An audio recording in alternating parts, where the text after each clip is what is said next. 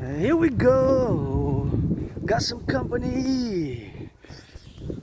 Feels like autumn now today. 8th of October. Got the lion and the 3. That's 1, 2, 3, and 4. 4 together with the lion. That is the 4. A bit moody earlier, but now I feel good already. I took a few steps, and always for the firefighters, butchers, bakers, nurses, truckers, electricians, the plumbers, got the backpack. Let's see how we're gonna get some sun. Always for the train conductors, the daycare workers to chase some diapers. Beautiful sky. Yeah, it's a bit chilly. It's what it's supposed to be. I think it was 13 when I left, and just financially stressed. My only stress now is really financial. Economic, besides that, I'm good. And I scrubbed a bit of the tub today. I gotta scrub it more often. Did a little bit of, a lot actually, how I do 24/7 geopolitics, rock and roll, sports and fitness, which are fully androgynous. Ask the artist that did philosopher, geopolitical, theoretical, analyst, and theorist, and on this YouTube channel. And I got food, and with gratitude and marching steps and working out, training, exercising, always good to get a little bit of that gratitude. And gonna check the price for the 155.9, so it went up. It was 151, 153, 154, and now it went up. So it went up 4 cents, and it went down because 2 weeks ago it was 163. So it goes up and down. It goes up and down, I guess, as we go. It's something which we gotta consider. It goes up and it goes down, so it's always up and down and changing. But of course, considering that in February 2020. The average price of gas was 93 cents. That is, of course, way above what it was. Yeah, I think I see it blurred. I was prescribed some glasses, and I'm not going to be able to buy glasses anytime soon. But yeah, it does say 155.9. Just going to turn my head here. Look at the beautiful sky. Isn't it just gorgeous? Sometimes you got to look up, admire a little bit of that sky. And I guess the sun's always rising, always setting, but here I gotta turn prudently, when I cross the street. I gotta make sure, see my cousins there, aunties, cousins, and all my great family here of the North American Collectif of Canada. We gotta get it for them to traverse prudently and be sure, that they cross safely. And of course the cars, sometimes the brakes malfunction. The citizen driver might press the accelerator instead of the brake, Those are all things fundamentally which we have to be prudent about ourselves and when we interact in the public, because I have added responsibilities, duties, and obligations, basically for my safety as an individual sovereign citizen, for my safety and somebody else's safety. So it's always prudence, it's always double checking, because what if the brakes malfunction? Hey, so beautiful sky, see there in the back, just beautiful. Oh, it is. The whole sky is just gorgeous. It's like a paintbrush, Somebody painted like with a brush, just gave it a brush. Goddess, I always say, it's always God bless and Goddess kiss. Our empire, God bless and Goddess kiss. And here from my neighborhood, Hawk Island, Montreal, Hawk Island, and this life and in another, That's just something what it is now. And we gotta get, of course, on those dynamics. We gotta get a little bit of flowers there. Always brings me some joy. These ones too I like. Kind of young and pointy, but this is really, really nice here. This I love, and this quadruples my smile and my joy. This garden is just so gorgeous here with these little ones here. See, all around it. Whoever did this garden is quite a beautiful garden, especially those yellow ones. And I love those ones. These ones are really nice, bright and yellow. These ones too, the double color there. These ones. Yeah, I love gardens, and the yellow one. The yellow flowers are my favorite, although red. Red is my favorite color, but that's what I gotta get on that, go with that, and that's what I salute. Beautiful garden, Let's build a forgotten goddess temple, and we're gonna have gardens like that, and that's why we're gonna get that drill. My cousins, they are running for the bus. You're gonna get it on time because it's red there. So maybe they get a little bit of that exercise, and always be prudent. See, it's autumn, we got leaves on the ground. Leaves, and here it's one way, but still turn your heads left or right because they can in theory not know and turn. Although that's a one way, in theory they can only come from one side, right? See, it's a one-way street, so they only can go that way, which is south. I'm going east now. Oh, I get a little bit of glimpse from the mirror from the sun. So I'm going east.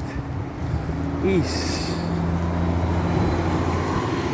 I'm gonna go to check out the food, and then we're gonna try to drill it towards the sun, maybe get some sun and go roundabout a little bit. Maybe I should go to get, where can I get more sun? I'm assuming that if I go on Westminster or if I go on Cavendish and then turn it, I'm gonna get more sun. I want to get a little bit of sun, you know.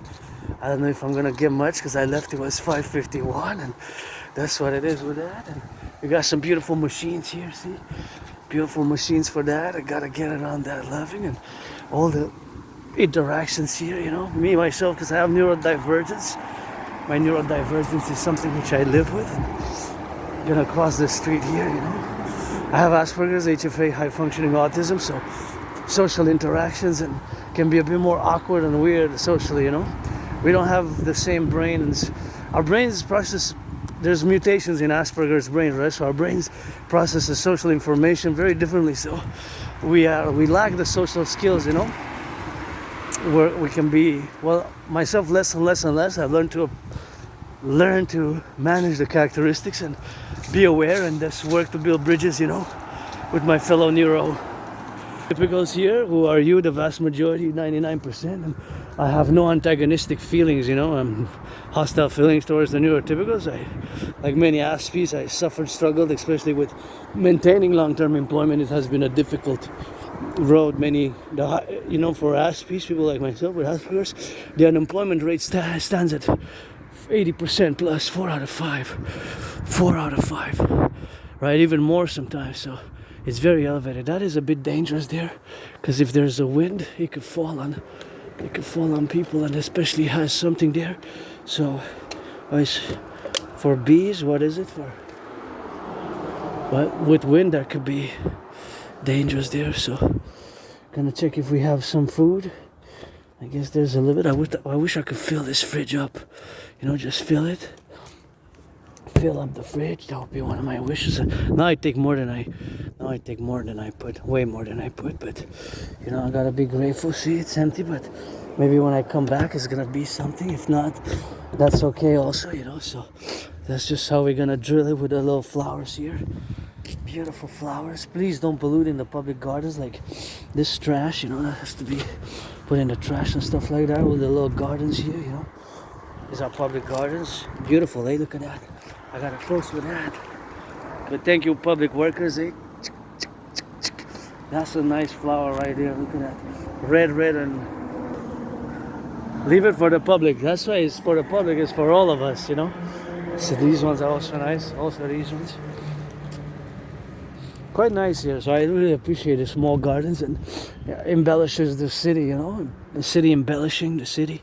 It's always good for the citizens like myself, individual sovereign citizens who neurodivergence or not, you know, who have HFA or not, high functioning autism or not, or whatever the case may be. And now we're gonna see where we can go to get some sun, you know. Some sun, that's what I'm looking for. I know the sun is there because I see the beautiful golden, but for me to strategize to get in the best direction, whether to turn left or right here, I guess we're gonna take a little bit of a gamble and go around about and see if we can catch it on Saint Jacques, and then go on the side there prudently. And it's got a little bit of maybe some stores here with that. And here I can't afford to get a massage therapy session. I've been wanting to go forever. Any friends with benefits, you know, I don't want to waste nobody's time, don't waste mine. But oh, this has been beautiful flowers here, see? Beautiful flowers were placed here. Quite nice, you know. There's just something which we have, of course, to get it in, and those are the dynamics which we are now, you know, and the prepositions where we are now, you know. So those are just the situations. And look at the sky, man. I know. Look at the sky.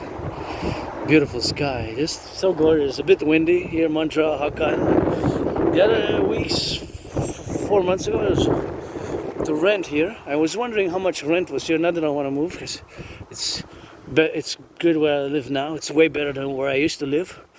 Oh no, they took it off. I was just wondering how people are doing with the rents, how much it is. The rents here and there in my neighborhood, you know.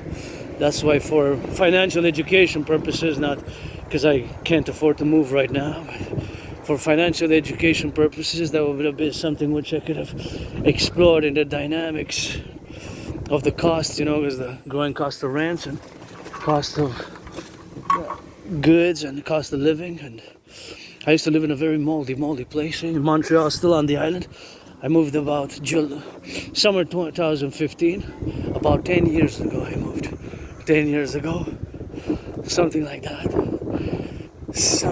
about 10 years ago. So I used to live in a very moldy place. I didn't even have a bathtub. My friend just reminded me to scrub a little bit of scrubbing today, the bathtub, because he was getting a little bit of that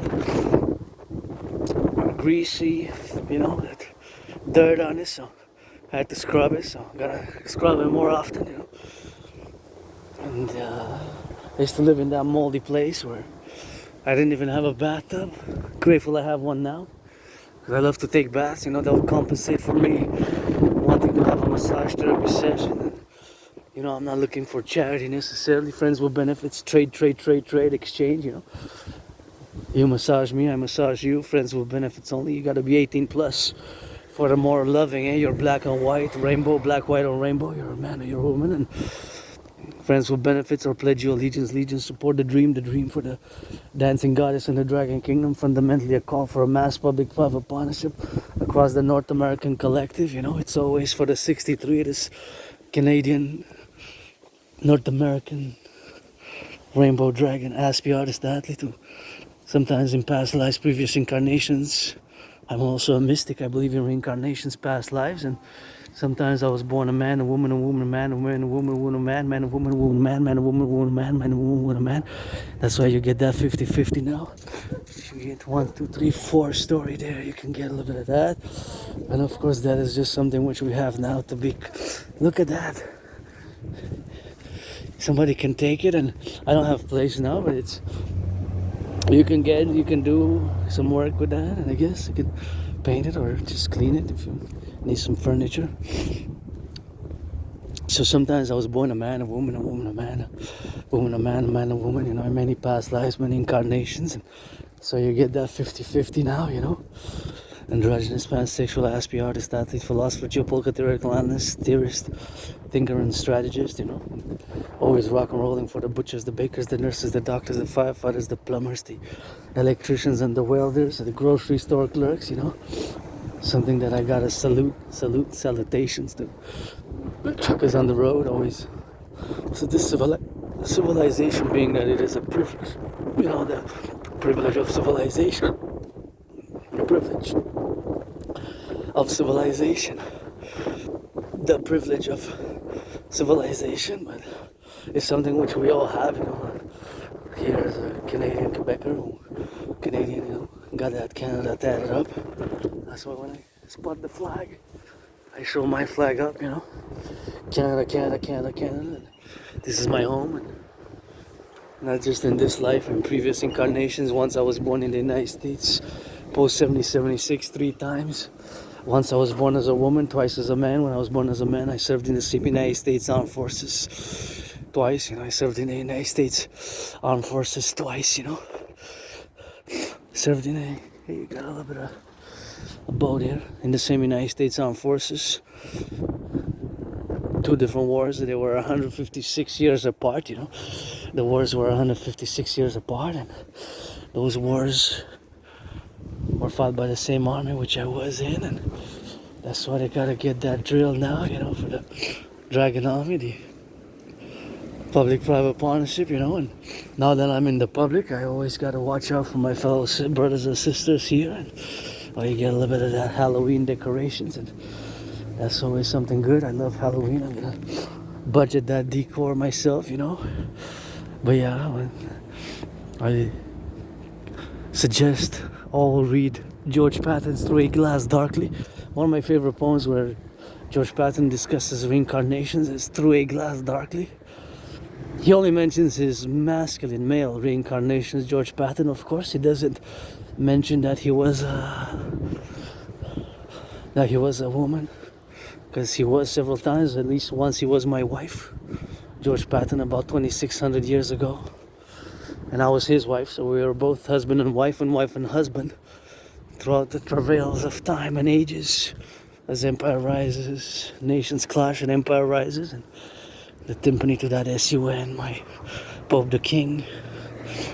Buried me with Papa Crowley up in New Jersey after 11 years of having spent after my death at the Montreal at the back of the Belvedere Chalet, my second home, and top the mountain Mount Royal here on the island. I don't know, the Hawk HAWK always for the 63. Let our empire rise and be. And we just ended up a little strike, a big strikes here in Canada, strikes, you know, labor disputes and strikes and tough unprecedented times. And the STM, even the Société de Transport de Montréal Public Transit was on the strikes, you know, they were striking, and I was wondering what was going on with their strikes and how they were doing and if they got what they wanted. And last news is that they got half of what they requested, which is they requested 25% increase in salary over 5 years. And of course I believe that they have received, they were put on the table half of their requests. So the request was, the strike was, for them to be given 25% raise, increase in salary over 5 years. So 25% divided by 5, that would have considered, it's mathematically, it's financial mathematics of that request is 5% increase annually. Annual increase of 5%. Got a beautiful sky, so divine, goddess, God bless, goddess kiss. And just of this day, I guess it's like carpe diem it every day, yeah? Since I died of COVID, March 2020. Gonna be celebrating 6 years soon, in a few months, 4 months. In October, November, December, January, February, a little bit more than 4 months. 6 years since I had COVID. I thought I died of it. That's why I always urge people to keep the protocols of COVID, you know? Keep the protocols, the hygienic protocols. Hygienic protocols of COVID. And you see how much work we got to do here, the bridges, our infrastructure. We got work across the 63 internally, domestically, lots of cleaning, lots of work. And you know, I'm fantasizing, dreaming, of course, that I'm willing to volunteer, you know, because I live a very physically active lifestyle. I would love to see this bridge painted orange or yellow, you know? Yellow or orange, it would be nice. Like all of the, or one side a certain color, the middle a certain color, like 4 colors, if not the whole rainbow in the black and the white. So bring me the tools. Gotta be safe, you know, gotta be safe. But I don't know exactly what colors. I guess I would go with the rainbow and the black and the white though. You know, just paint. I believe that it would be such a great addition to this neighborhood here in the whole island. We got so many bridges to paint, and we gotta mass invest across. It's always binationally for me. It's always the 63, always Canada, United States, North American complex, the North American civilizational complex. Although I'm a Hawk Islander, Montreal, Canadian American, you know, but Hawk Island, I guess, the island of the Hawk, HAWK, my totem bird first and foremost, because it's been years and years I didn't even leave the island. So we start here. Pledge your allegiance, and just to put some paint, you know, paint some nice color here, some good painting. And gotta salute the firefighters, please, NFL, NHL, NBA, MLB. Gotta salute the firefighters, you know. Somebody make them some good loving when they get back home. If not, send them over to the priestess, Anna, priestess Anna. That is always something which we have to do with that, and that is something which we have to do on that dimensions, you know. Yeah. Because it's God bless, God is kiss, you know. Got those trillions of kisses. That's what I got the most. Trillions of kisses and trillions of marching steps and some of that good rock and roll, and that's all we got here. Well, let's check this beauty out. Custom.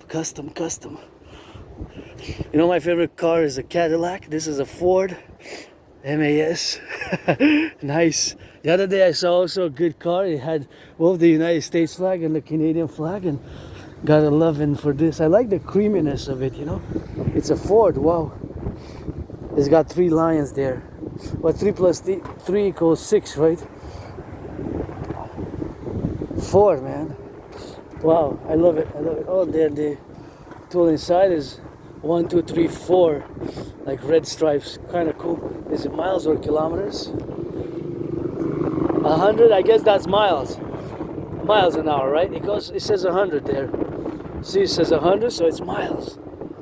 100 miles is like 140 kilometers, so it doesn't go that fast, but I don't know, it's just something, it's a beauty. It's a jewel. Good. I like to see these more unusual cars on the market, although, you know, I'm always calculate. I wonder how much it, so see how my ASPI brain now functions? I was trying to calculate how much gas it consumes and how much it would cost for, if it consumes 10 liters, I'm assuming it's between 10 and 15, but it could be actually more, not less than 10 liters. So that means that so consumption, gas consumption per distance per 100 kilometers. So if it consumes 10 per 100, that means that the cost is, because 10 liters, if it's 155.9, that means it's about $16, right? $16 to get the distance. $16 it would cost to get 100 kilometers, right? If it's 15, then of course it is. If it's 15, then it's of course the $16. That is $16 divided, because it's half, right? It's 8. So that means about 24 if it's 15, and so it increases. The mathematics, basically the mathematical financial calculations. That's what I was calculating. If you want to know what I was trying to calculate there, is see that there's always with ASPIs people who have this neurodivergence. You know, we are not so good at certain things, but we're good at other things. For example, ASPIs generally have people with HFA and Asperger's are the same. They merge. So now when I say HFA or Asperger's or ASPI being an ASPI is the same thing. ASPI is just the short for having Asperger's, which I do myself, and HFA is of course high functioning autism, which has merged with Asperger's, right? Because before 2014 we used to say that this person has Asperger's. Now we say more high functioning autism, HFA, but they're basically one and the same. So they merged around 2013, 2014. There's a pothole we gotta fix. And so we might excel and be above average in mathematics. While the problem is that in certain things such as social cues, social information, the way we communicate can be more strange.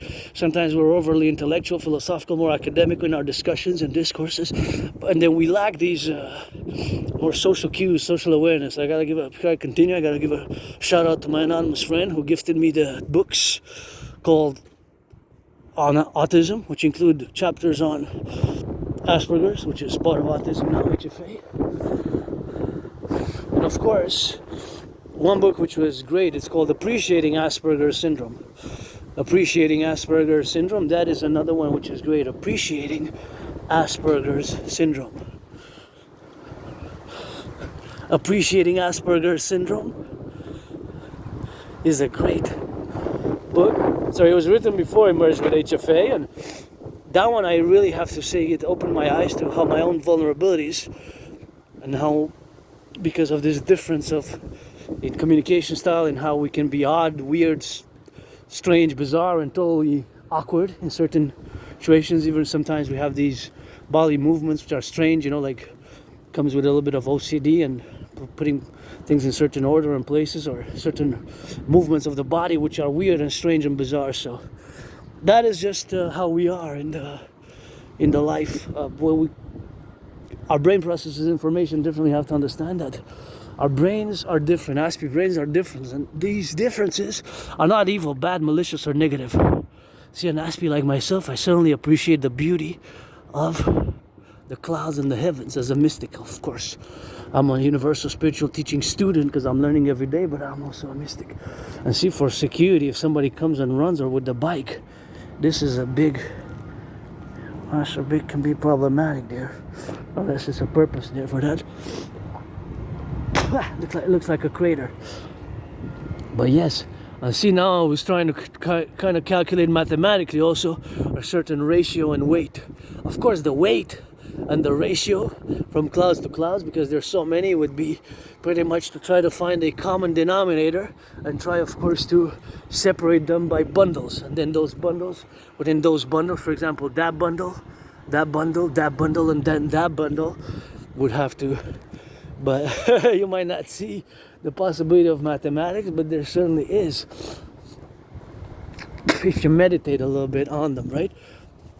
Because they have sizes and they have areas and they have, of course, there's a weight to them. Although the weight of clouds, don't wait on the sound. Gotta see the roundabout, rock and roll with this ass beat 24/7 on the go. And I love rock and roll, you know. That's what I do basically for years and years and years. What I have been done is, we Aspies also have these special interests, you know, like they are also called obsessive interests, but I don't use the word obsessive because an obsession is more for somebody who does not have Asperger's, who's not autistic, who is neurotypical. You, the 99%, that for you the word obsession might apply, because it's not an obsession in the sense of a neurotypical word. It's not negative really for us, right? It's just, it can bring us lots of joy, and we're just super concentrated, super involved, super dedicated, super in it when we are involved in those and working, doing, and being engaged in those special interests. My holy trinity is 24/7: sports, fitness, dancing. Dancing is my favorite sport, as I am priestess and dragon, 2-in-1 double trouble. And of course rock and roll and geopolitics. And of course I'm going to discuss what I discuss in most of my videos, the fact that I predicted what's happening now back in 2019. So I predicted that there's going to be an international conflagration, and so I created and produced a workout training program system designed and made to go with such a scenario. I'm wondering if there's going to be some sort of thunderclouds, because it seems like there's stormy thunderclouds coming, but I'm not really sure if there will be any. What say ye, maybe, maybe not. Maybe there will be, maybe there won't. Maybe there will be, maybe there won't, but there is an announcement that there will be some rain, maybe thunderstorms or rain or heavy rain or whatever type of rain later on. So I did bring my raincoat. Yesterday we went in the rain, so rainstorm, shine, doesn't matter. It's just the only concern is my work to hear this phone, and you know, I paid my rent, paid my electricity bill, paid my Netflix, that trinity of bills paid. One more bill to pay. I got a notice today. I have 14 days to pay it, so I'm giving myself a deadline by Monday. So tomorrow, Thursday, then Friday, Saturday, Sunday. So in the next 4 to 5 days, a little bit more than 4 days, I'm going to try to pay it before, maybe even tomorrow, because now it's closed. Wasps. No, gotta be careful with the wasps. Thank you for the notice. And please don't pollute if you come here. I love coming here, as I love going to the mountains, I love civilization and harmony with nature, which we gotta attain. See the little bird? They go there. See, they have the little bird feeders. What are they feeding them? Oh, it's sunflower seeds. Sunflower seeds for the birds. Sunflower seeds for the birds. Sunflower seeds for the birds. Gotta be on the sea, so you know, in harmony. Left and right and rock and roll with the mind up in the soul. So you know I gotta be. What is thy love and fantasy? So you know I gotta go on the left and in the right, in the render and in the spite. You know I gotta see for the left in harmony, and you know we gotta play, and you know it every day. Sing a song and then say hey.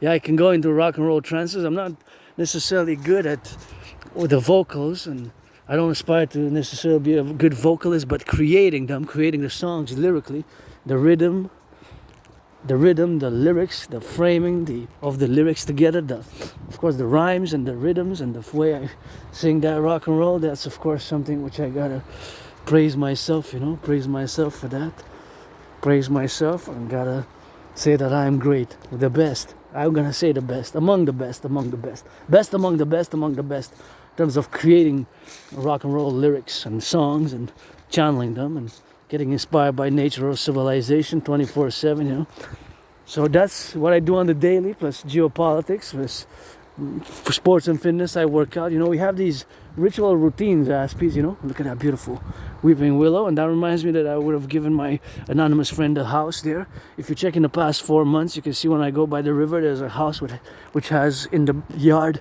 in his private property yard, it has a weeping willow, and it was right by the river entrance. So that would have been great for her. If I would have been a billionaire, I would have gotten her that.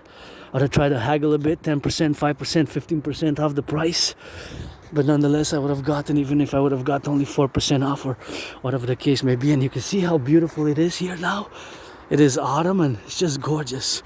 So glad I came by this route because you can see the autumn flowers here and the flora and the fauna and the red and the green, you know, two colors of the Draconis red and the dancing goddess is of course green. So we're gonna go. I don't think we're gonna catch the sunset. We're gonna go to from one end to the other end, and then we're gonna clock it in by the river and then come back. That's what we're gonna do, because I don't want to get more than 4 hours, because probably gonna work an hour of the upper body on my red chair. Thank you, my anonymous friend, again for the red chair and giving me the red chair. Look at those, the red chair, and not just the red chair, but the books on autism, and the book on was loaned, because that was a library loan 4 times. Was loaned 4 times. I guess here we can take our mane, let the mane out a little bit, I guess, just like that maybe. I don't want to lose the string there, so. But of course, book on Asperger's, which is called Appreciating Asperger's Syndrome. And Appreciating Asperger's Syndrome is of course that book which yours truly has of course evaluated 4 times, because it was a library loan. It wasn't a book which was gifted, but of course it was a book which was loaned. The other 2 are just on autism generally, and of course the other one was of course on Asperger's. And so that evaluation of course is for me to say of course where we are now in all of course the implementation of all the discussion of the problems, and of course all the problems where we are now of course are the individual and the collective, and of course those are of course the issues where we are now. So of course all the domain where we got to be now are of course that Asperger's is not a disease, it's not an illness, it is just a neurodivergence, you know. So this neurodivergence is part of myself being on the spectrum of autism, which is called of course HFA, high functioning autism, and of course all the dynamics where we are to be considered of course in the part of where we are roundabout, that it is of course all the appellation where we are now.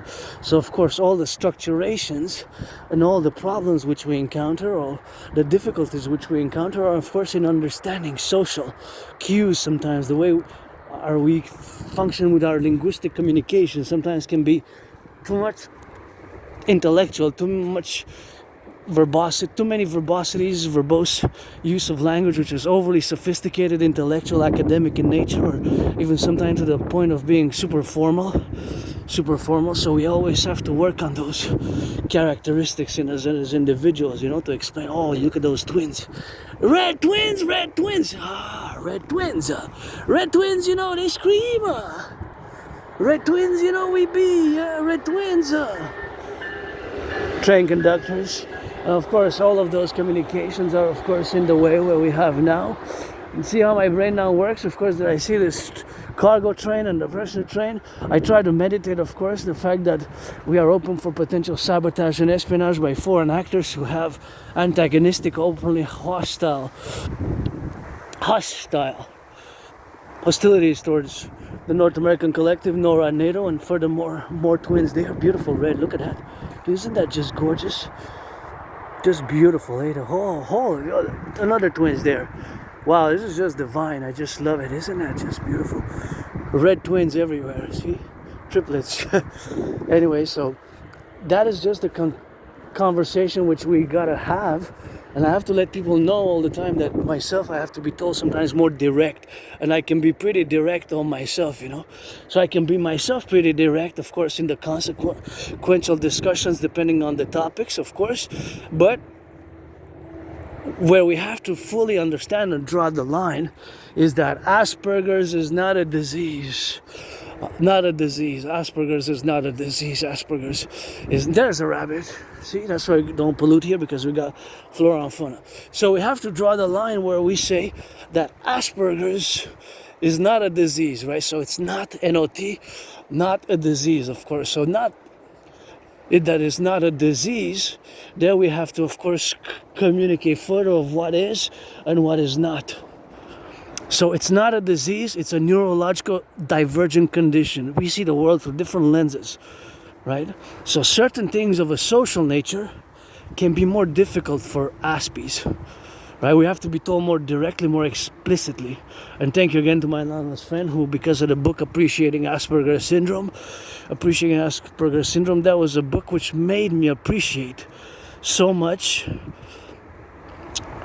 the fact that my anonymous friend rented this book 4 times, because it was 4 times from the library. It was a library loan, while the other books were a gift. 2 books on... Those were just on autism. This one was specifically on Asperger's, but again, Asperger's has merged with autism as being HFA now, high functioning autism, because we do not require the same or different levels of support. Myself, I don't require much support, more understanding, because it's not a disease. I remember when I was working a few years ago when people were saying, that's a disease, and it's a disease. It's not a disease, it's not a disease.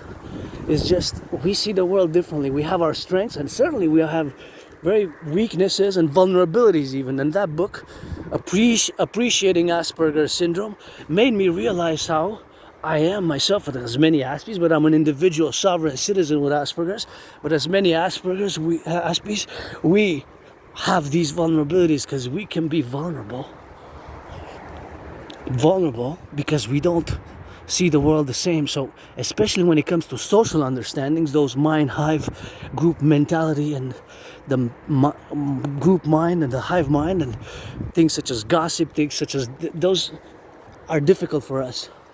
We block, our brains kind of blocks. For example, I'm somebody who never bought gossip tabloids, the tabloids, the celebrity gossip. I never purchased in my life.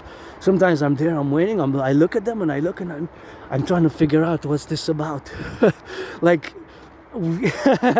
Because we might focus on how we can find solutions, how we can find solutions. And so to bring to fruition those solutions, and we might just discuss the ideas, rather the ideas of the person or XYZ, or try to improve, if we can find solutions for improvement. Whatever it is, because we're conscious of safety, security, things of that nature, when it comes, of course, to hygiene and such of that matters, and all these other things which we're conscious about. But other things where the dynamics of the social conversations for us can be more weird and awkward. For example, we wouldn't be necessarily know that we're in danger, for example, that we're in danger, stuff like that, we're in danger, or that's, more and more I'm getting better at it, to understand the emotions. And I myself, we have emotions, we have compassion and empathy, we do. It's just that we show it more by action, That's why in the workplace, as the workplace is mostly set up for you, the 99% of the population, we have to, of course, be with more clear tasks, and those tasks have to be, of course, more clear and direct, and we are sometimes ourselves clear and direct and straightforward. So ourselves, we are clear, sometimes direct and straightforward, and that can cause certain offense, People might get offended by sometimes our directness and straightforwardness. That could be a little bit more difficult for the neurotypicals to understand that it's not out of being willing to be cruel or malicious, or the intent is not to offend.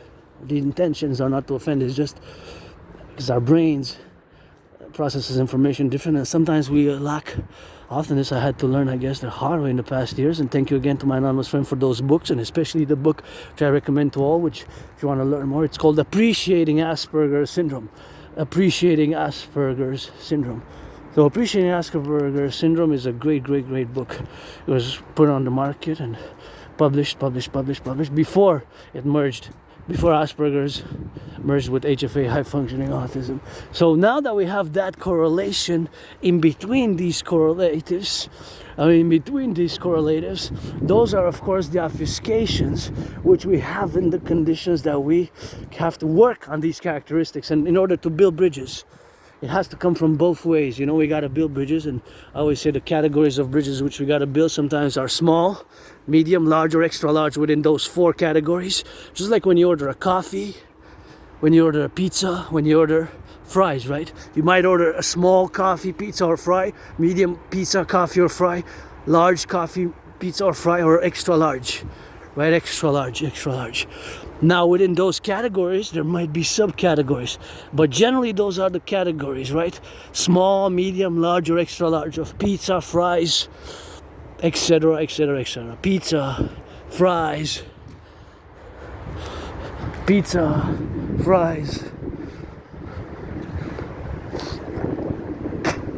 pizza, fries, things of that nature, right? Beautiful nature here, goddess, you know. Just you can see the red. The great scientist and artist, you know who? Mother Nature, goddess, Jyoti says, God, goddess, made us, Aspies, to be sort of like aliens and extraterrestrials, I guess, with a purpose. I know we suffered, we pain, myself included, in losing jobs and losing friends and depression and suicidal. I know, Aspies, I've been through all that. We're less than 1% of the population, and myself, I'm part of the half who's not officially diagnosed, but I'm semi-officially diagnosed in many ways. Many citizens and people with experience in the healthcare system and working with autistics and working with Aspies have told me for years and years and years, since about 2016, more than 9 years ago, people have been telling me that, you know, you have Asperger's and you have this condition which is known as Asperger's, and you're an Aspie, and autism, HFA, high functioning autism. You know, you have what was known as Asperger's, what's known as a high functioning autism. You're on the spectrum of autism. You have Asperger's. So I said, I didn't want to accept, you know. I always say no. Say no, until I finally said yes. I am going to accept it, because of course the acceptance is something which I have to live with, you know.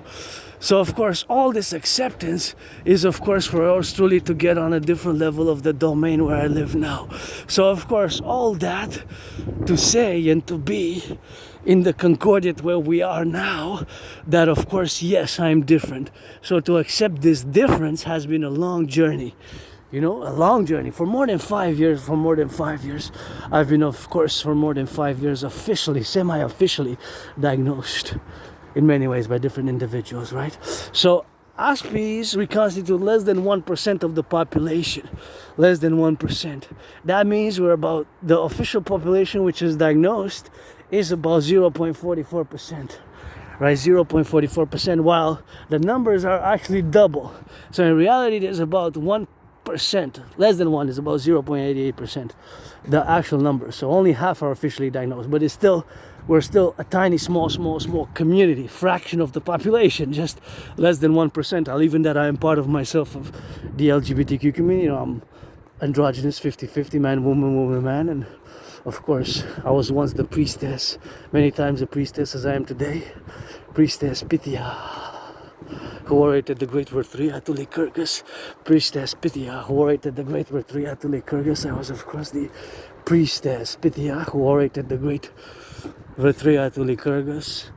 Was, of course, the Priestess Pythia, who orated the great word 3 Atuli Kyrgyz. So here I am today, you know, in this dynamic which I am to discuss and do these vlogs and videos, marching, workout dances, always dancing with my toes, my hands, my feet, my big priestess booty who gotta be insured for $1 trillion, bigger than Kim K's. Gotta get that Asperger's and gotta live with who I am and fully build bridges to that bridge with you, the 99%ers of the population. There's no antagonistic feeling, there's no, you know, hostile animosities. I don't have that vis-a-vis you. I realize that we have our strengths, we have to complement each other, and we have to build bridges, right? We have to build bridges. Now, ABC, the corporation in the United States, the news journalistic corporation ABC, produced a documentary, which I have to revise soon. Watch it again. I watched it. I fell asleep because it was late, early in the morning during COVID, like on a Saturday morning during the Sabbath. And I watched like half, and it's called Asperger's, the next step in humans' evolution. So according to them, now I'm not a neurologist, I can't concord, I have to rewatch it and do a little bit of research and meditation on it, but supposedly Asperger's is actually a step, an evolutionary process. Now, due to the sufferings, losing employment, losing friends, having been to depression and being suicidal, it was a hard battle to know that being an ASP is part of a evolutionary process and step. I don't know about that. And no, not all ASPs are good at computer science, eh? Yes, there's a disproportionate number of ASPs, people with autism, who are good at computer science. And those are, of course,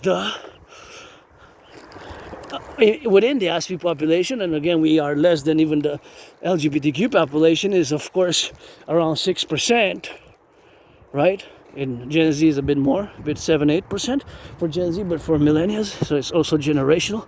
And boomers, I guess, 4% about, so, or LGBTQ. So it increases with, I guess, liberation and admission, because, you know, when you take the NFL and National Football League, NHL, NBA, MLB, the four patriarchal sports leagues, please, owners, but give some tickets and finance across the North American Collective Joy for the youth and the children, to give them a little bit of good candies, because it's one a good, and for the public workers, reduce the ticket cost and give to those who pick up the garbage, the recycling, their athletes also, you know.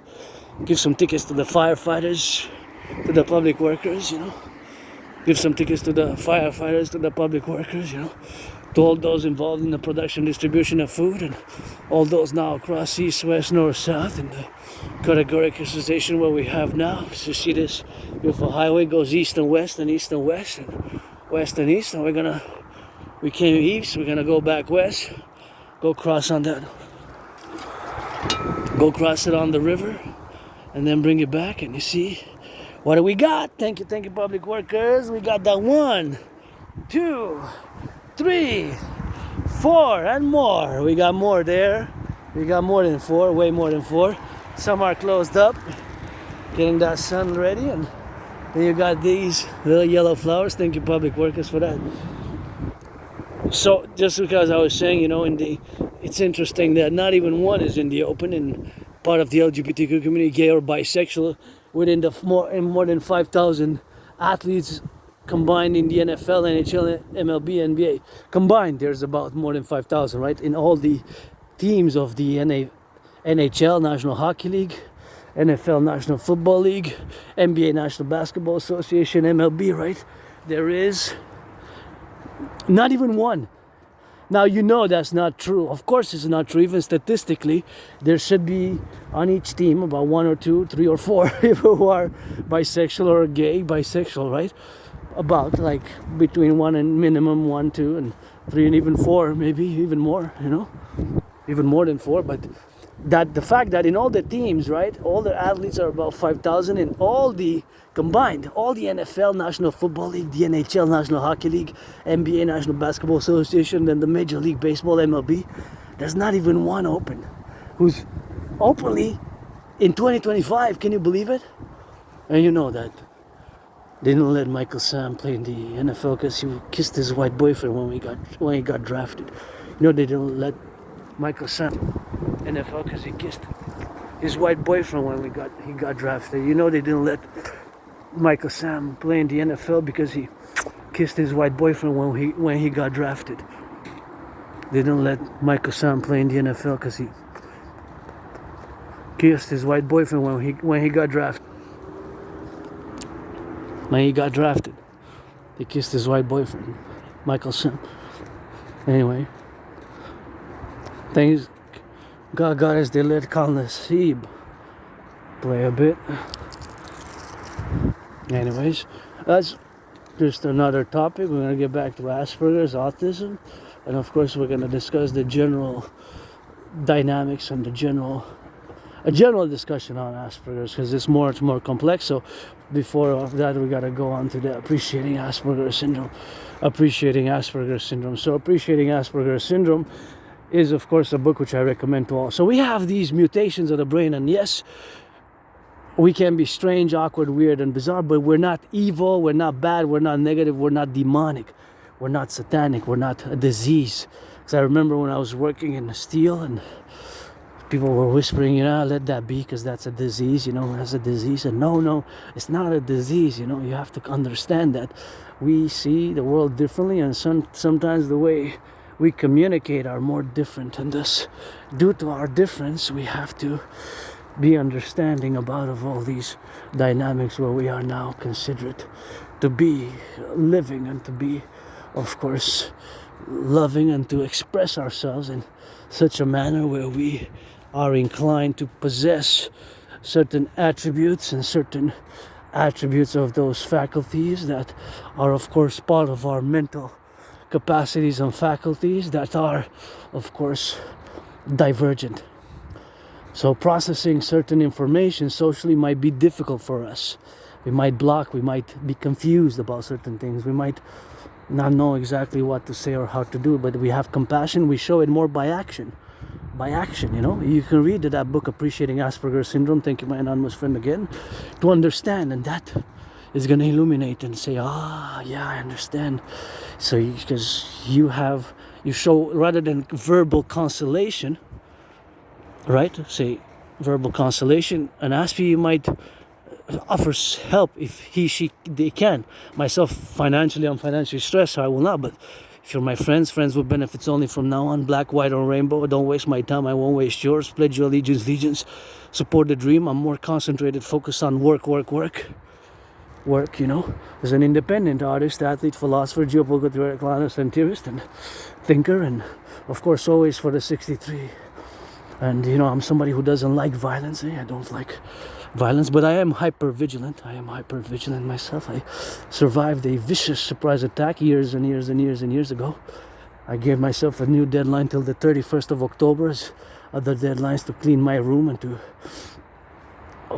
write some letters for my geopolitical analysis and theorizing and strategies for collective defense for NORAD NATO complex, always Canada, United States, always for the 63, as much for my theories, and also parliamentary, in parallel, of course, that I have to go retrieve the archives from the Jewish General Hospital and propose for the third time to my anonymous friend, maybe on Halloween. I'm going to propose again. I probably going to have to do it like Joe Biden. Supposedly the legend story goes that Joe Biden, ex-president of the United States and twice vice president, he proposed to Jill Biden 6 times and he only got a yes on the 7th time.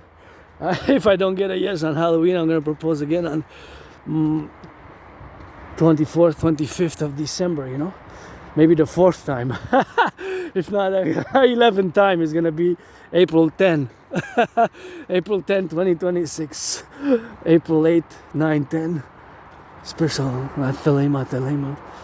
Bury me a Thelemite. Wanna be Thelemite. Wanna be. Few of us. No. So that's why we got to get that drill with that. And we have to work on these characteristics. So no, we're not evil, bad, negative, malicious, and yes, we have compassion. It's just that we show it by more action, So an Aspie, myself as an individual sovereign citizen with Asperger's, who might not console verbally, say I'm sorry for you, but we might offer something if we can. If you're sore, for example, offer you a rub, a massage, offer you, if you're hungry, to give some food or to cook. Things of that nature, things of that nature. So being, of course, that those are things of that nature which we have, of course, to do. And if we can do acts of goodness and kindness, I also am a mystic spiritual. I believe that goodness and kindness acts, we got to balance them out, We got to balance them out in that category. And those are the balancing out of the good and the good with the bad and the bad with the good. And here we are, minority, kind of like aliens, extraterrestrials on the planet, and we see the world differently, but we have our strengths, and strengths are usually revolved around the special interests which we have. And like I said myself, you know, I'm somebody who does not like violence. I live with plenty of scars, you know, and I moved from that moldy place where I didn't even have a bathtub.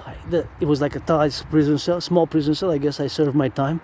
Maybe I was deep into drugs. Maybe I was a junkie. Maybe I was doing alcohol, because I have trouble remembering my life, you know, probably.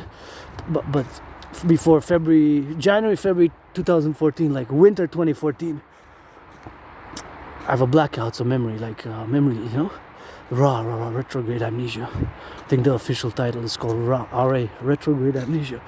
So I have a very good memory of the past 7, 8, 9, 10, 11 years, but when I go back to before, like winter 2014, it's just like blackouts, and I can't really be certain, you know. I can't really. What's more certain is the past 11 years. The past 11 years, many times died, I guess, even during COVID, and been depressed, been suicidal. I survived. I gotta go retrieve my archives. I don't know exactly when that was. Maybe it was in 2014. I survived a vicious surprise attack. I survived a vicious surprise attack. It wasn't sportsmanship. It was not anything sportsmanlike. No, let's go, let's fight. I'm challenging you to a duel. I'm challenging you to a fight. Nothing like that. It was a vicious surprise attack. I was hit in the head a few times. I don't know if it was with an object. Fist, bark. And I don't know if there was something in the hands or not, but I hit my head on the concrete in Montreal, on the island of Montreal, in the metro, Montreal Island, the metro system, or where a bus transit, bus and metro, they go together, hand in hand. And I was bloodied up, really bloodied up. I went to the Jewish General Hospital, the emergencies, and I had a dislocated right arm shoulder, and they cracked it back, crack. They cracked it back professionally, doctors, and I was put on some meds. I was put on some medication, and I have to go retrieve my archives. I don't know what it actually was, and I lived in that moldy place. You know, it was small on the ground. I didn't even have a bathtub.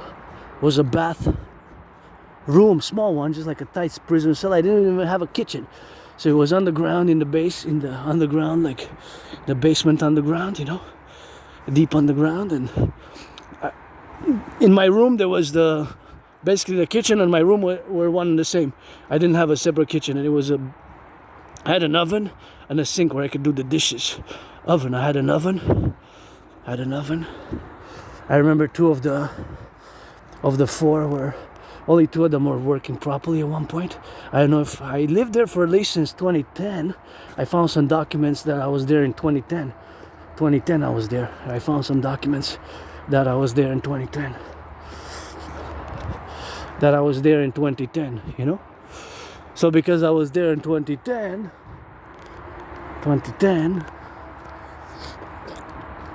that means for more than 4 years and a half, more than 5 years, I gotta check exactly. I found documents from like November 2010, and a lease from 2011. Paying rent in 2011, lease in like June, July. And I moved, I thought it was 2016, but it's 2015 summer. So I've been living there and where I live now for 10 years. So I thought it was summer. Hey, there's a bunny. See, look at the bunny. So, there's a bunny rabbit. Oh, the other way. Left and right again. You're zigzagging, playing with me. Bunny with a tail, look. Tuck. See? Tuck. In the night. 4 times. Hey, 4 times. Tuck. In front of me. Go zigzag. That was kind of cool. That was a good omen. I guess I'm on my 4th restart now, eh? Rebirth now, 4th one. 2020 February I had COVID, and sometimes memory comes back, I guess, but it's not really important. What's more important is my work, and I live with my scars, with this trauma. I don't like violence. I don't like violence at all. I am hypervigilant, eh? I'm hypervigilant, I guess. I live with PTSD. PTSD, not city. And maybe I'm also a miracle in many ways of neuroplasticity, but I have this aspiness, Asperger's. Maybe that's why I was attacked by surprise. Aspies, we sometimes suffer abuse, and a lot of people tend to not understand Aspies too well and think it's a disease or bad, evil, negative, demonic, etc. But while not understanding it, and they might attribute these, characteristics, and then even fear, or even see it as bad or negative. And sometimes they're subconscious, not necessarily that we have, I myself as an individual, that we have a certain experience with an individual who looks different than us or who is different than us. As Aspies, we can be very different than you, the 99%, we can be very different than you, the majority of the population, who are 99%, and we have to work on the characteristics in order to build bridges, whether small bridges, medium-sized bridges, large bridges, or extra large bridges. We got to build the bridges. And again, I don't have a antagonistic feeling, I don't have antagonistic feelings versus anybody else. I'm just being myself, and learning to live with my neurological condition. And the neurological condition makes me, of course, predisposed to those special interests where I have myself, of course, the regards to being, of course, in the consequential appellation where I am different, and where this difference always is in regards to myself being on the positive note and on the left and right note, in all the convergence where I am, of course, to live and to be involved in all the civilizational complex of my difference in regards to my other brothers and sisters who are not neurodivergent, who are neurotypicals, with which I have to build bridges, such as my cousins who are jogging here, and I don't know, neurotypical or not, or maybe neurodivergence, or black or white or rainbow. If you're 18 plus, you want to LOV with me, then we do some loving and friends with benefits only, and sometimes we have racism and things which we have to, sometimes it's subconscious, it's subconscious, not just myself, because I was attacked by somebody who was black by surprise, that all brothers and sisters who are blacks are gonna attack me, because they know that I'd rather be making some of that good loving with my brothers and sisters for blacks, black men, black women, white men, white women, rainbow men, rainbow women. I am androgynous, pansexual. I have a weird sexuality. You're probably gonna laugh and say, bro, sis, bro, that's not sexuality, that's comedy. And I would probably say, I think so myself. What do you think? Comedy? That's more comedy than sexuality, bro, sis.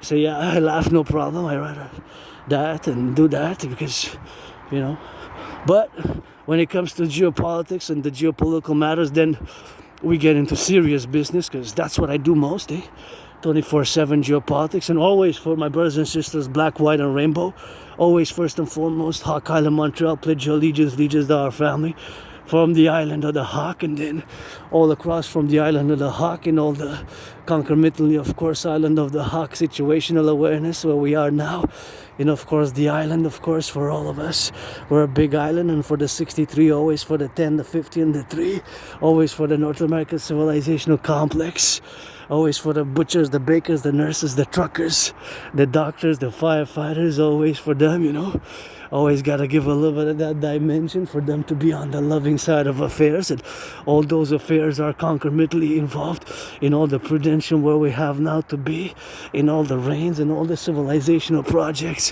where we are now to be involved. That all this is a privilege, civilization, having the highways, having the electricity, having the running water, having the things to do which we do on a daily basis. This is all a big privilege, just the running water and the lights, which come from clean, zero pollution energy. And of course now my brain is all mathematics in the background. Since I started, it's a bit of going on that financial mathematical calculations. As you see all the cars that are going there on the highway, now they're all eating money. Not literally, but they're consuming, of course, the gas. And of course the consumption of the gas means that they're spending money, right? They're spending money in a way 75% more that they did spend in 2020. So even now they're spending money even more than they used to, and that comes into the calculation of the growing cost of living. So you see how the brain sometimes is this divergent. This aspiness has its more positive, beneficent, good attributes, and the fact that we are above average in mathematics. But no, not all Aspies are good with computer science, you know.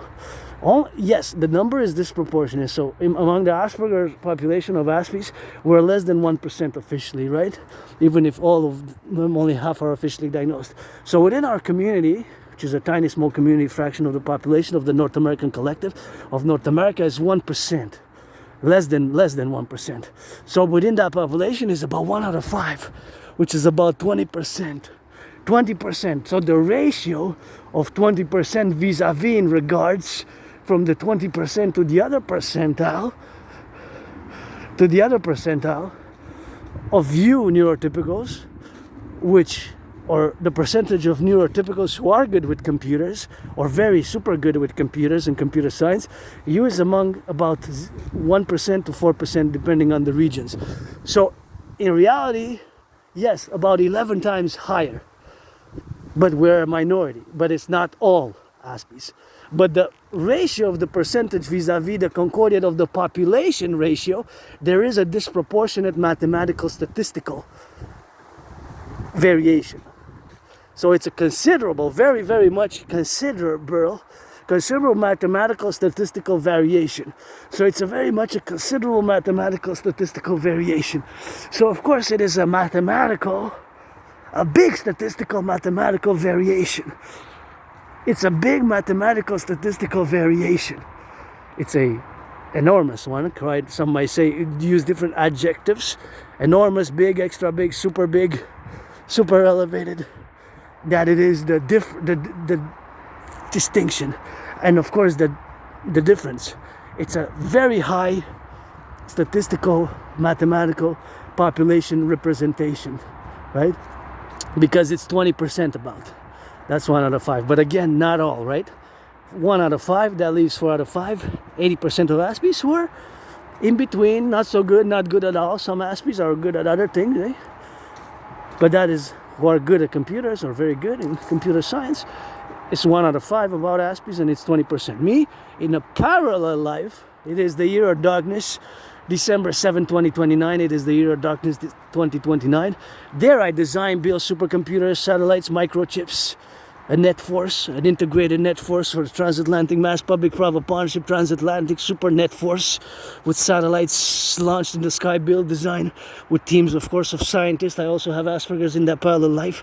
I build, design supercomputers, satellites, microchips, coding, and everything to do with telecommunications, 5G, 3G, 6G, 7G, 7G, and 6G in 2029, in the year of the future. It is the year of darkness 2029, and in that parallel timeline, Israel and Mexico are part of NATO. So we do public-private partnerships of NATO integrated total security service and defense force, and of course that is that rock and roll.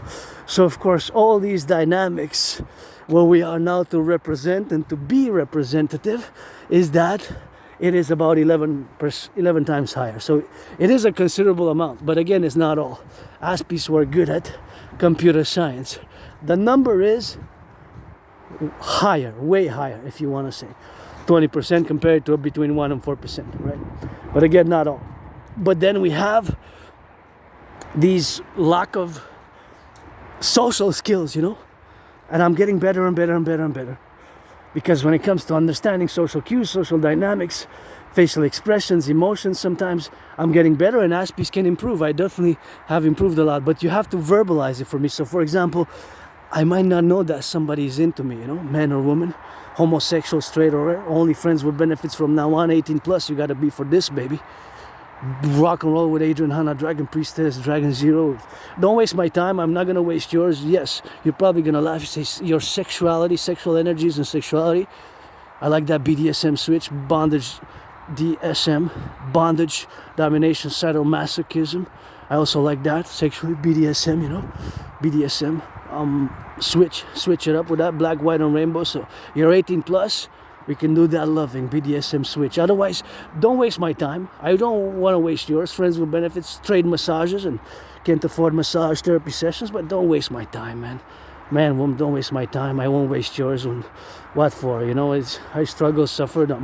Been for years and years and years and years. I've been open part of the LGBTQ community for as far as I can remember, because my life prior to winter 2014 remains a mystery, you know. Sometimes memory comes back. Sometimes maybe I think that I was doing drugs or Maybe I was a junkie. Maybe I was doing alcoholic, because I have these like flashes of trauma, and I'm gonna go retrieve that archive from the Jewish General Hospital. Gonna go retrieve that archive from the Jewish General Hospital, and of course, retrieving that archive from the Jewish General Hospital is of course that retrieval, which I have to do of course in the implementation of all the dynamics where we are now. So all the dynamics where we are of course in the congruency, where we are of course this dynamism, and where of course myself can be very dynamic. So this dynamism is of course proponent.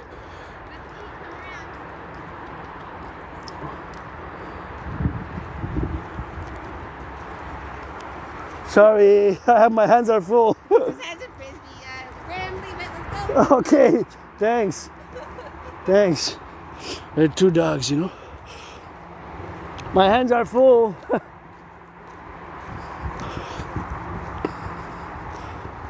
There are dogs who came, a dog with a frisbee. My hands are full, and I don't think they were poodle. They were black, and white. Beautiful, but I can't really pet them much. Maybe those I can, because I have to look at the fur. The length and the thickness of the fur of some dogs just make me sneeze. Not hardcore allergic reaction, I just sneeze, you know. Achoo, achoo, achoo, achoo, achoo, achoo. You know? It's the thickness and the length of the fur. Not poodles. Poodles I can pet and love all night. So that's why I'm saying just friends with benefits only. 18 plus, you gotta be for that, eh? 18 plus.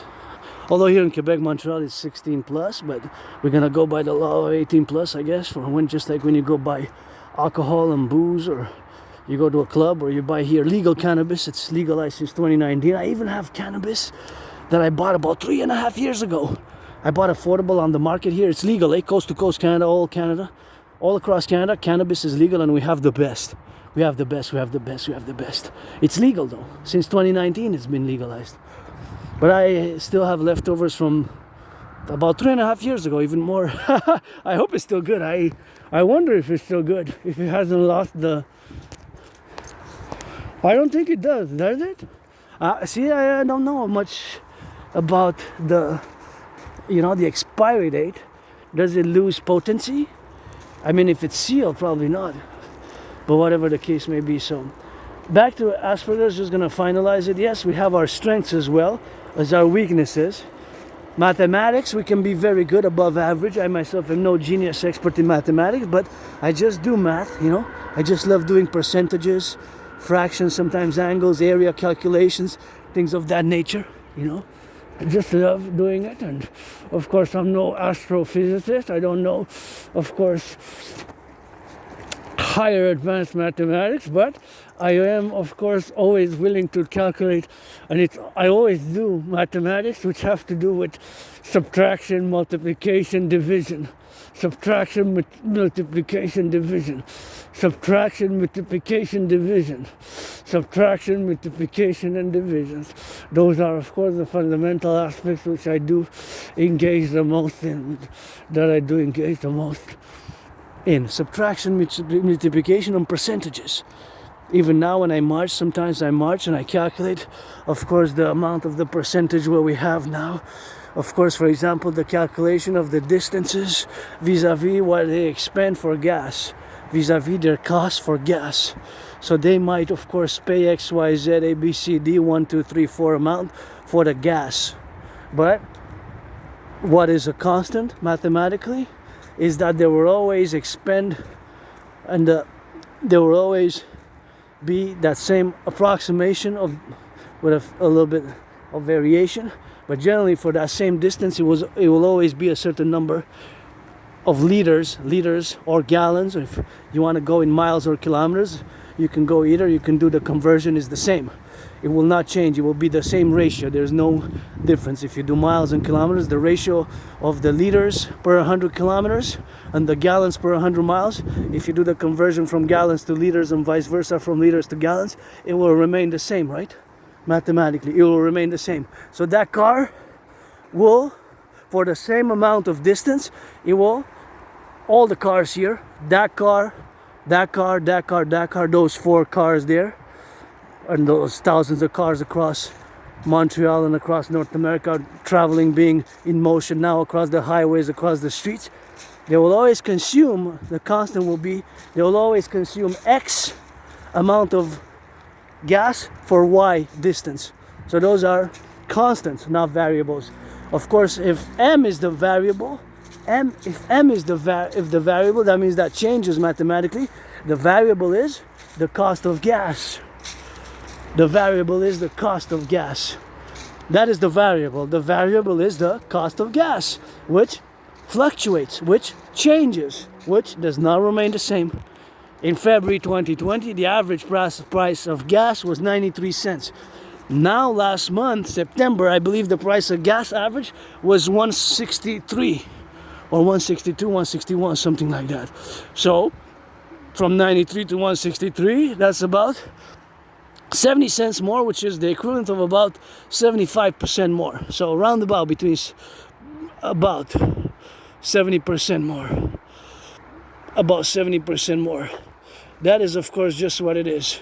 About 70% more. So that is just the calculation.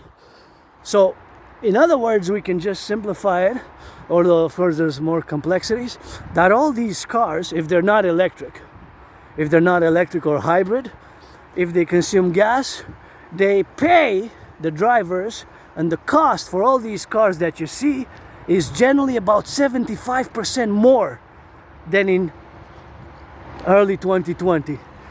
And the price of gas is about 75% more.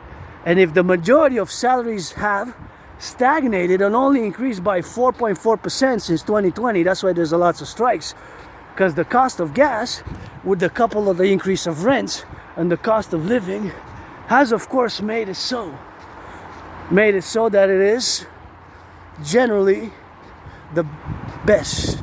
Generally the problematics thereafter are in concordia to the cost of gas as well. Very problematic. It sucks the wealth. It consumes from the wealth, from the salaries. So that the citizen consumers can buy less of other goods. Right? Can buy less of other goods. So that is just the mathematics. So always when I go on the march now, there's always that mathematical calculations. So basically we can sum it up that the price of gas has increased by about 75% in 5 years, in percentage. So that means that all of these cars, now they suck and absorb more than about 75% more the cost, C-O-S-T, the cost, how much it costs them. If they're not electric, of course. If they're not electric. Each and every one is paying 75% more for the same distance. So this is the problem, the mathematical problem. The economic, financial, mathematical problem. That they're paying 75% more. So the loss of purchasing power from the citizen consumer. Just because of the cost of gas. Right? Because the majority of salaries have stagnated and only increased by about 5%, 4.4% I believe is the official number for Canada, Quebec, for Canada. US, Canada, pretty much same standard usually.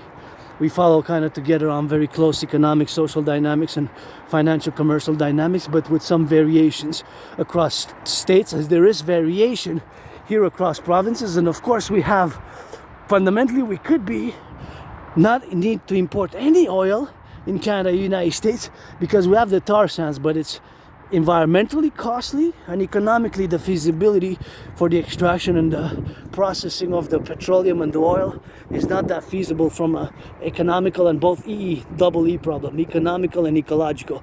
But let's say if we find a miracle way to extract the oil from the tar sands, there's billions and billions and billions, if not trillions, of proven oil reserves there of barrels.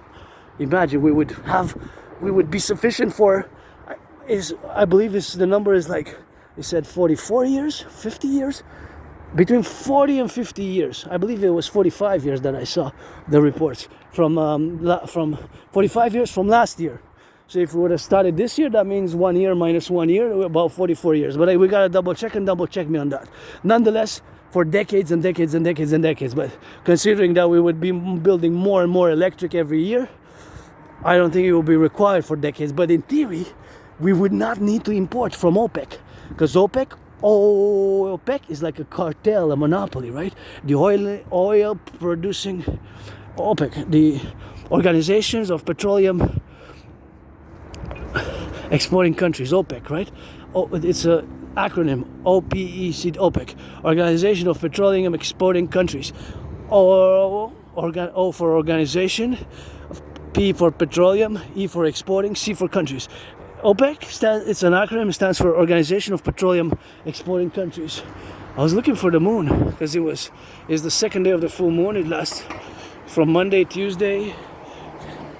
Today's Wednesday, so we got second day of the full moon. Tomorrow's the last day, Thursday. So I was looking, trying to see it if I can. Anyways, we're gonna go cross by the river on the side and go on that.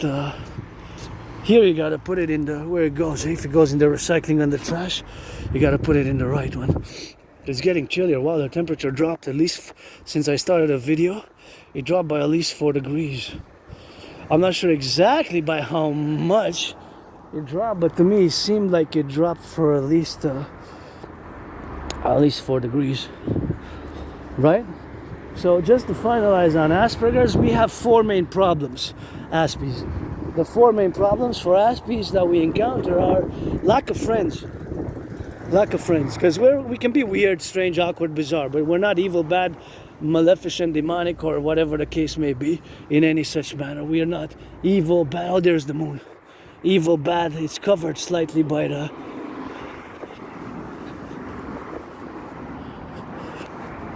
It's slightly covered. It's slightly covered. Slightly covered, but it's getting... As we're going to come back, I think we're going to see it more. Maybe we're going to channel the priestess full moon chant, because next full moon is the full moon of Scorpio. So from Scorpio full moon till December full moon and till for Christmas, gotta go on that mountain for the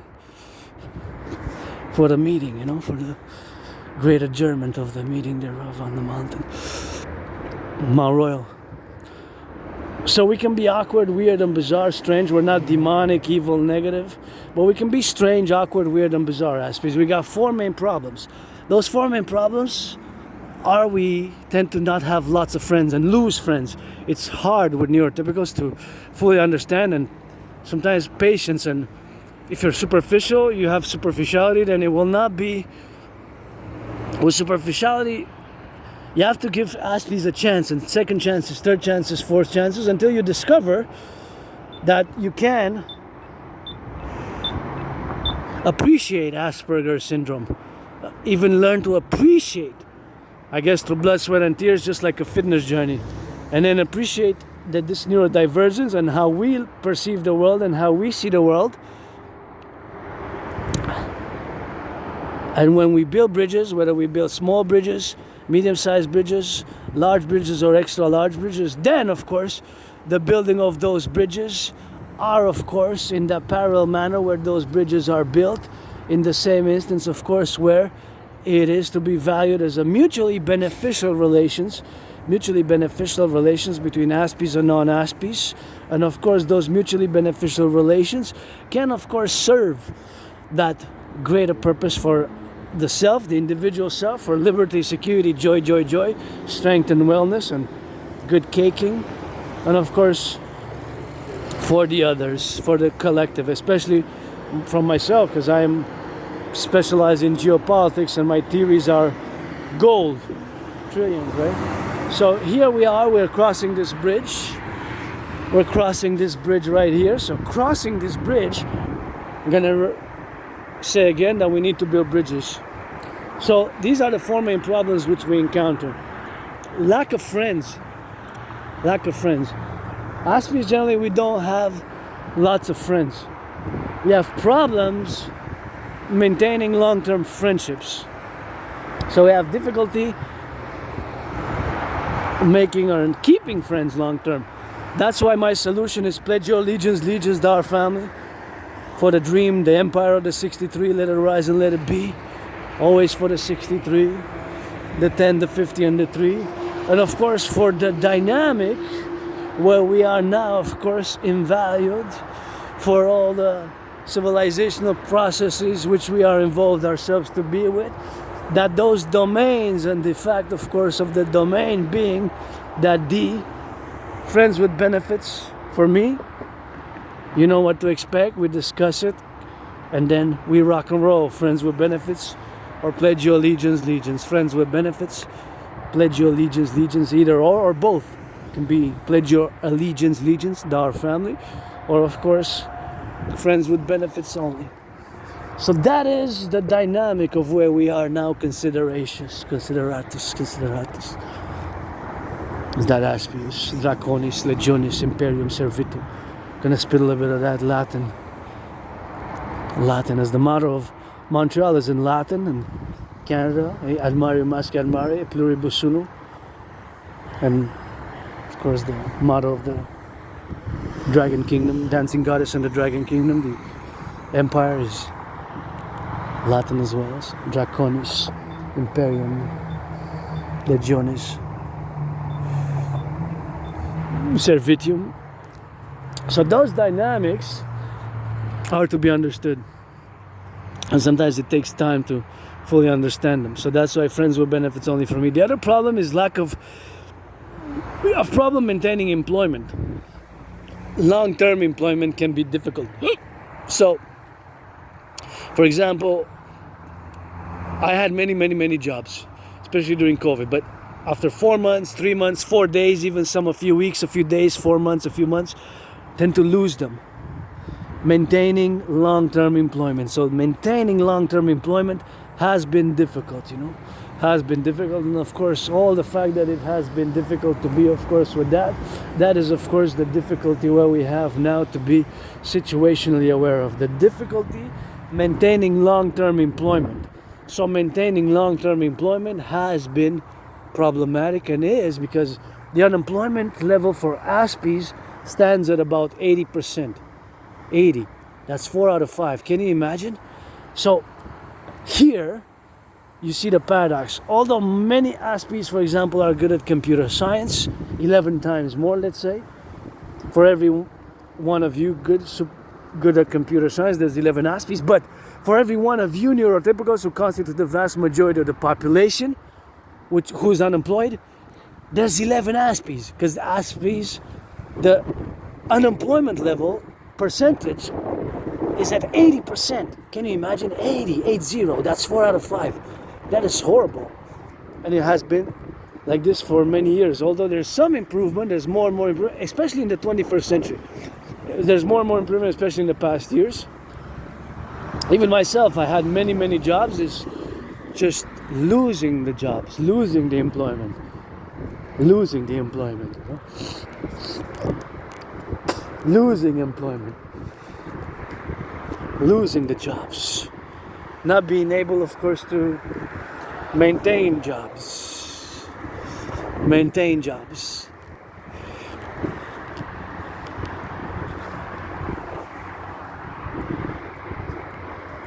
not being able to maintain jobs, long term.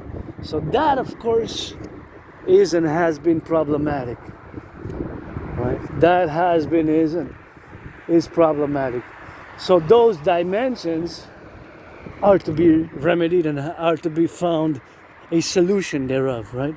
Because 80% unemployment is hard. It's horrible. It's horrible. So lack of friends, not necessarily again that we don't get jobs, it's just maintaining them long term is a problem, because we're different. And so when it comes to the fact that most employment is made for neurotypicals, 99%, we might relate differently and in an awkward manner when it comes to certain, of course, social interactions or certain things of that nature. And I guess you can take a look at the workout which I created. I guess it's more simple, efficient, and structured with clear type of instructions where there's a certain level of artistic allowance of certain liberty within it, but nonetheless it has a mathematical proportion to the workout that I'm referring, that I created in 2019 to go paradoxically hand in hand with a World War III scenario, which I'm going to discuss in a bit, but just going to finalize on the four four main problems that Aspies face, which is the lack of employment, lack of friends, high depression and suicidal rates. The depression and suicidal rates are super elevated, super high, very high. The depression and suicidal is extremely elevated for Aspies. It's 9 times higher than for neurotypicals, right? 9 times. I lived it. I was for about 2.5, maybe even 3 years. Let's say summer 2014 or 2015 till summer 2017, and so for a few years I was depressed and suicidal, and I crossed Canada coast to coast. Summer 2017, I got the bus tickets. I went with my anonymous friend, and we took the bus. It was a 3.5 day bus ride from Montreal to Vancouver.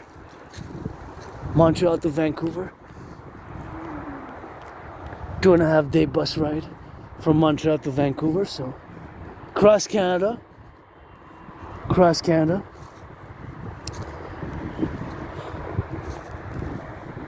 In 2017, in August, we went to Vancouver, British Columbia, and in September of that same year, 2017, so summer 2017, in September by train, we went to Halifax, Nova Scotia. So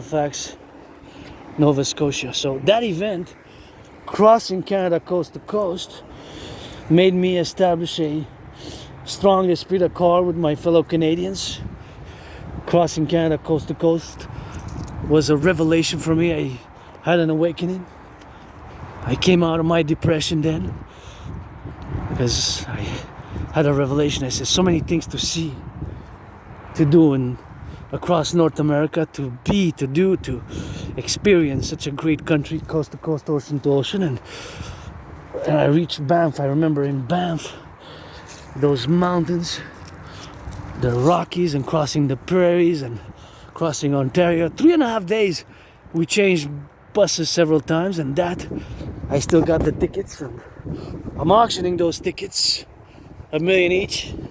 Gonna give 50%, half to my friend. And in September, we took the train from Montreal to Halifax. It was a 25 hours and 44 minutes train ride. It was a 25 hours and 44 minutes train ride. A 25 hours and 44 minutes train ride.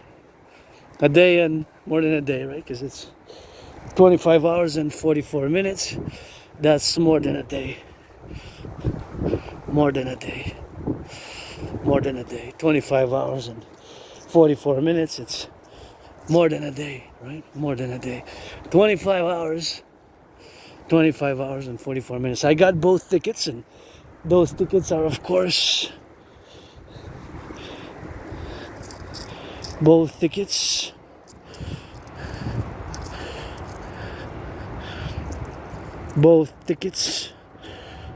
The bus tickets and the train tickets. I'm auctioning them for $1 million. $1 million. To give half to my anonymous friend, and start building the Forgotten Goddess temple. So I will to build the 4 buildings. I'm gonna get into that in a bit. Just gonna finalize on Aspi's face, which is lack of friends. Lack of friends.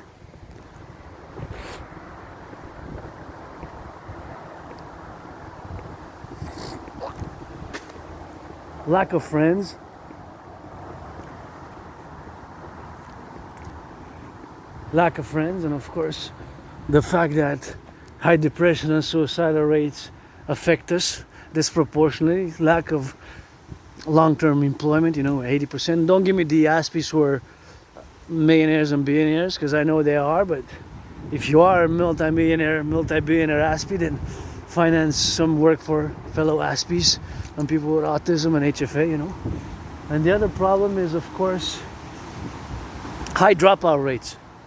So those 4: high suicidal depression rates, high unemployment rates,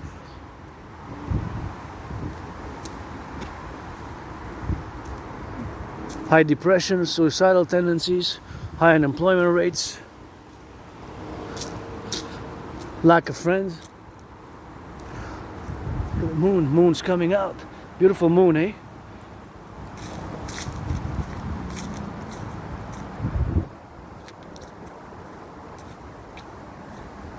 So, lack of friends, that's why friends with benefits only, and lack of employment or very high unemployment rate, high depression and suicidal rates, and the fourth is high dropout rates. Now from high school, I have a high school diploma myself, you know.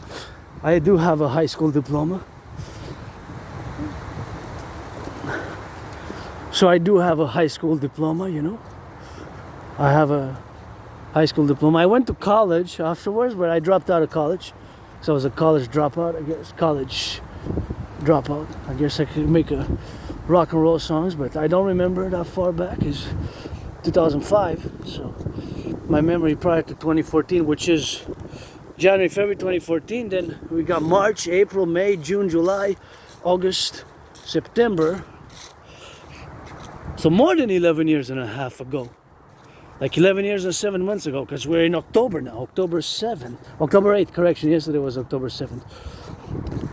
Tragic anniversary of that surprise attack on Israel, eh? Their 9/11. And big geopolitical event. Look how it's changed. That event, just like 9/11, eh? It just created a geopolitical storm of conflicts and wars. And is it gonna be a ceasefire? Maybe when I get back home tonight, because that's what I'm gonna do, geopolitics. And now that we're on that topic, I'm gonna close it on Asperger's, and we're gonna discuss geopolitics, because that's what I fundamentally do as a geopolitics, sports and fitness. Dancing is my favorite sport, and rock and roll. That's my holy trinity, and has been for years and years and years and years of special interest. And all my work, that's the most important. Basically all my work, of course, since 2017 now on the go, is the work, of course, which has to be attributed to all the dynamics where we are now, and of course all the dynamics where we are, the propositions and the manifestations of all our considerations together here of the North American Collective and NATO.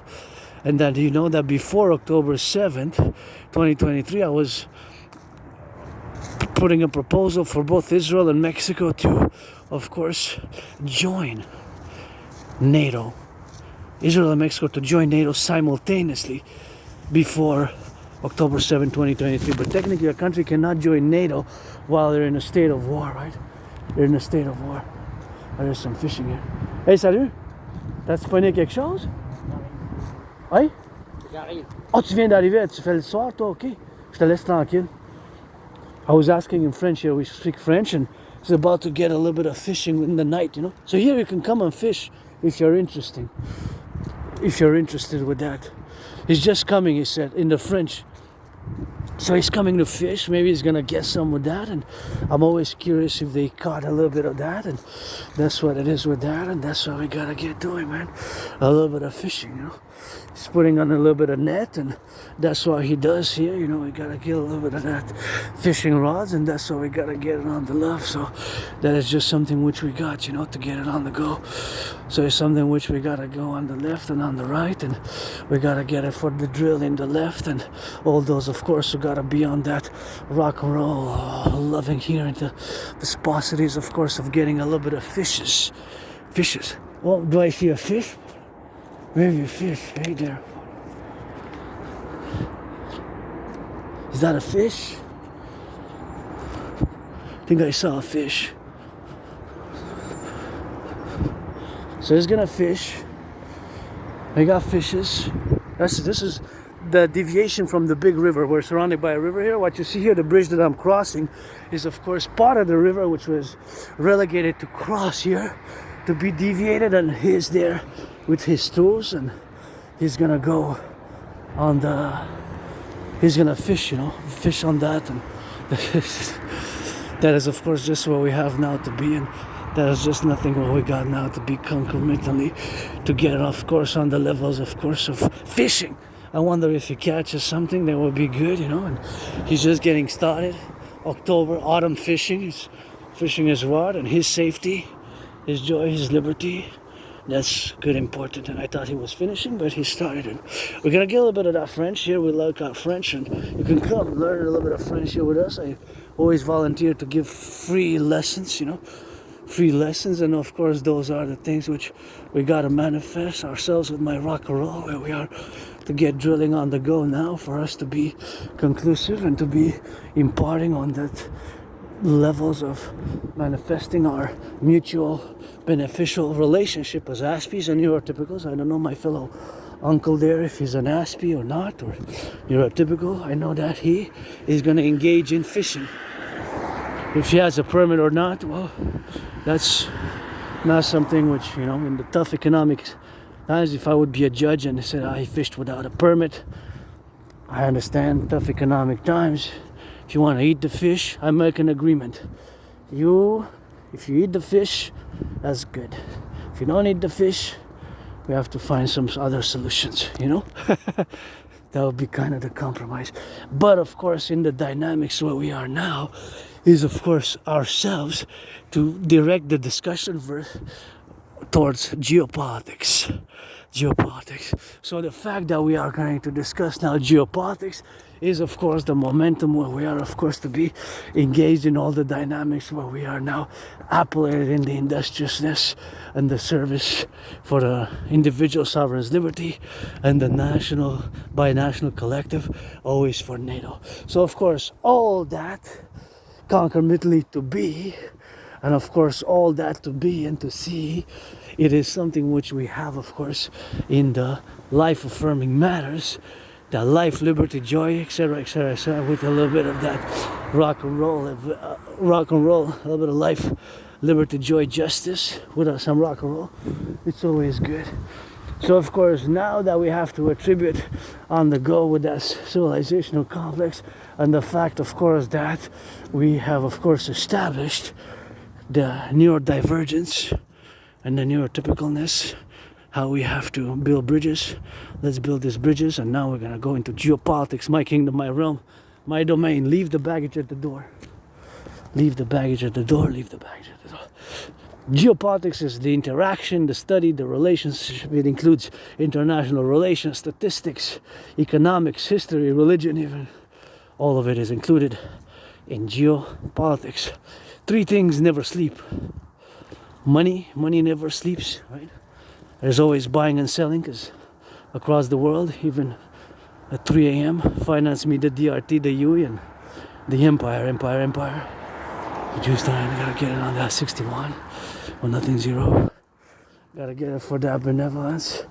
And of course, that is the total understanding what we have now to be in concomitant with which we have now to be resolutely about all the dynamics where we are involved with on this day-to-day relationship and the day-to-day prudence where we involve ourselves to be now loving and understanding, and the strength. And although I understand 50, I support it also 50-50, half, peace through strength, because there gotta be some love and understanding with that. We can't base everything, our defense and our strategy collective, on strength and force. We gotta have a counterbalance of love and understanding, you know, in order to progress as a free world. And you know, it's, look at the moon. Wow, beautiful.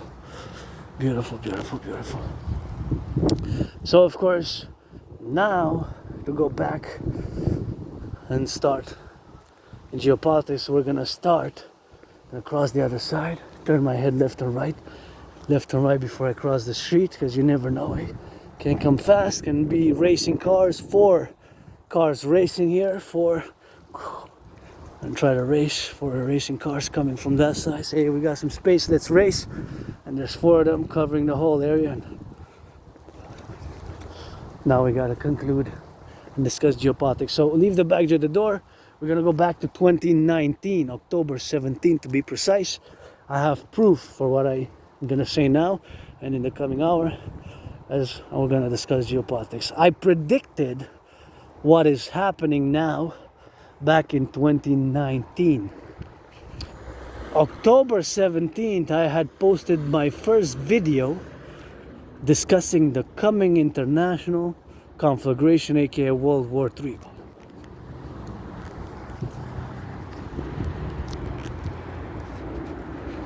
You heard that correct. So October 17, to be specific, is gonna be 6 years in 9 days. You can see the short videos, short films, as I have posted several short films and videos relating, discussing it thereof. Back in 2019, that was my prediction. So I predicted that there will be an international conflagration, a world war. Oh, it's letting me pass after I calculated a few seconds. Thank you, thank you, thank you.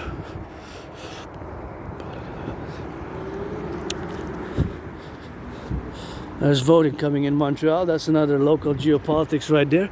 It's rare that you see 4 people. See? Usually you see 1, 2. But kind of 4, it's kind of interesting that you see. Here's the team, eh? 1, 2, 3, 4. Yeah. So back in 2019, I have, of course, predicted an international conflagration.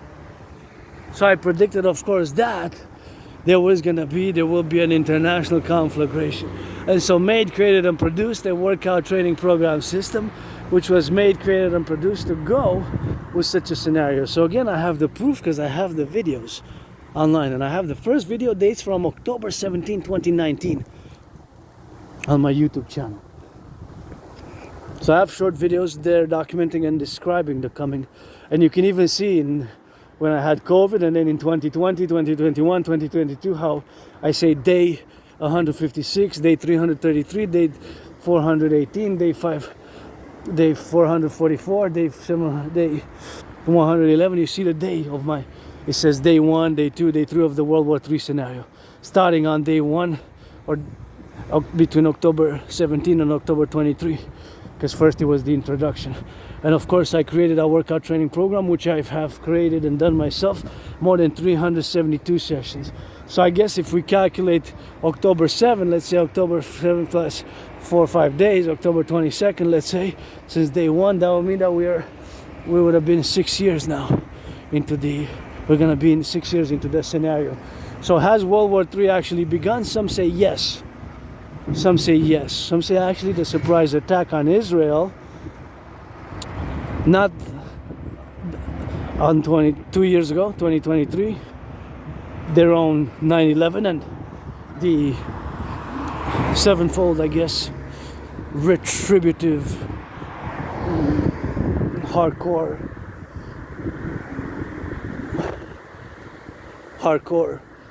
destructive response thereafter, right? Their hardcore response and retribution and war waged on Hamas and Palestine, Hamas and the Gaza Strip, the war of vengeance, which they initiated, and it's still ongoing up to latest news when I left my headquarters, the Dragon's Lair. But nonetheless, just like 9/11, eh? So I predicted a coming international conflagration, in other words, a World War III scenario. That's what I predicted, World War III. World War III scenario. So that was my prediction. That was my prediction, that there will be a World War III scenario on the horizon, in the coming days, weeks, and months ahead. That's what I predicted. That was my prediction. That was my prediction. So that was the prediction, and that's unfolding in a general manner how I predicted it. Not in every detail, by detail, no. In a general manner, it is unfolding as I have predicted it back in 2019. Now, back in 2019. And I successfully completed more than 372 sessions of my own workout training program system, which I, of course, created, designed, and made to go with such a scenario as the aforementioned World War III scenario, which some say actually has started already. Some say it's about to start. Some say it has started actually with Ukraine being invaded by Russia, or some say that it is starting now due to all the geopolitical events which we have seen by several nation states and Gagors, of course, their machinations and of course their alliances that are being forming. Halloween expert, I love Halloween. Hope billionaires and millionaires make it so to reduce the candies cost before October 31st. Beautiful full moon. It's still full until tomorrow, so I have 3-day full moon feast. And my only stress now really is financial. So back to my geopolitical theorizing, and I am an independent geopolitical theoretical analyst, theorist, philosopher, and strategist. My strategist philosophy, such as the DRT, debt refusion theory, and the total mobile defense theory, which due to binational national security matters, both national and for the United States, always for the 10, the 50, and the 3. I cannot discuss it over much. I cannot discuss it over much, right? I cannot discuss it because it's binational security sensitivities, and of course those binational sensitivities have to be concorded to the relations where we are now, of course, to be fundamentally on the page that I cannot discuss it over much. I started creating it and building it up and adding to it post when I came out of my depression in 2017, when I crossed Canada coast to coast, part of course the total mobile defense theory, which has a TMDT, total mobile defense theory, which has a fifth letter in the acronym, the S, which is the system when we implemented as a mass public-private partnership via Operation Northern Scorpion, which requires a mass public-private partnership because my theories, protocols such as the DRT, debt refusion theory, the CIT, citizen integration theory, the DFT, democratic fusion theory, you have to understand that they are fundamentally a call for a mass public-private partnership across the North American collective.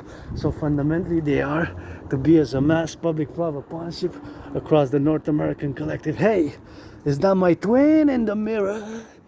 I gotta see a twin in the mirror. I see a twin in the mirror. I see a twin in the mirror. I see the twin in the mirror in the shadow, and I gotta do this. Look at this beautiful gardens, eh? Look at these babies. I gotta film it up. Thank you. This has just quadrupled my joy. I'm no longer moody. Look at that. Gonna have to give it some.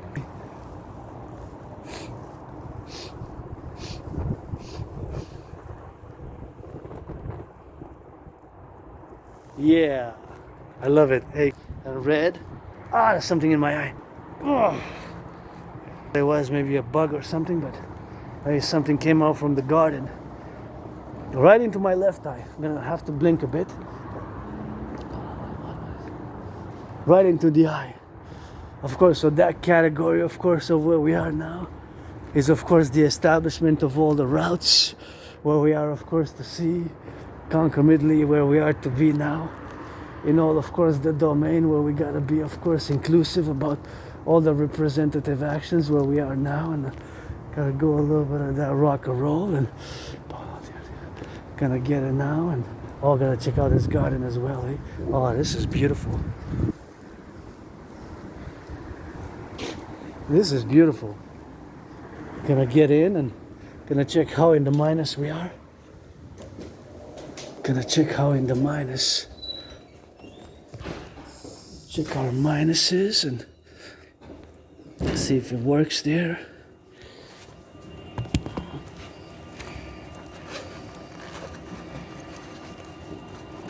I'm financially stressed, you know. That's my only stress now, is really financial.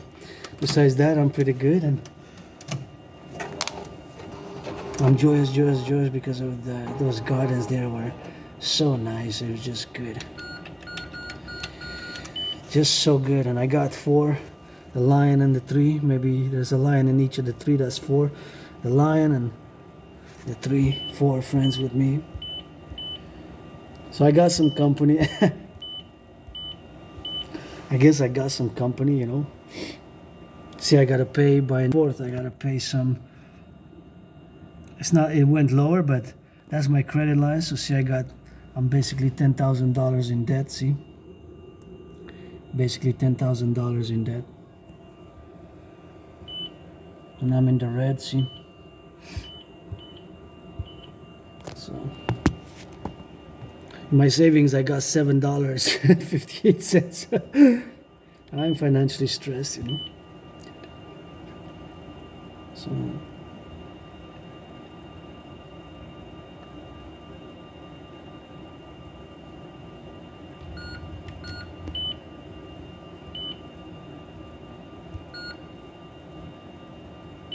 Yeah, financially stressed.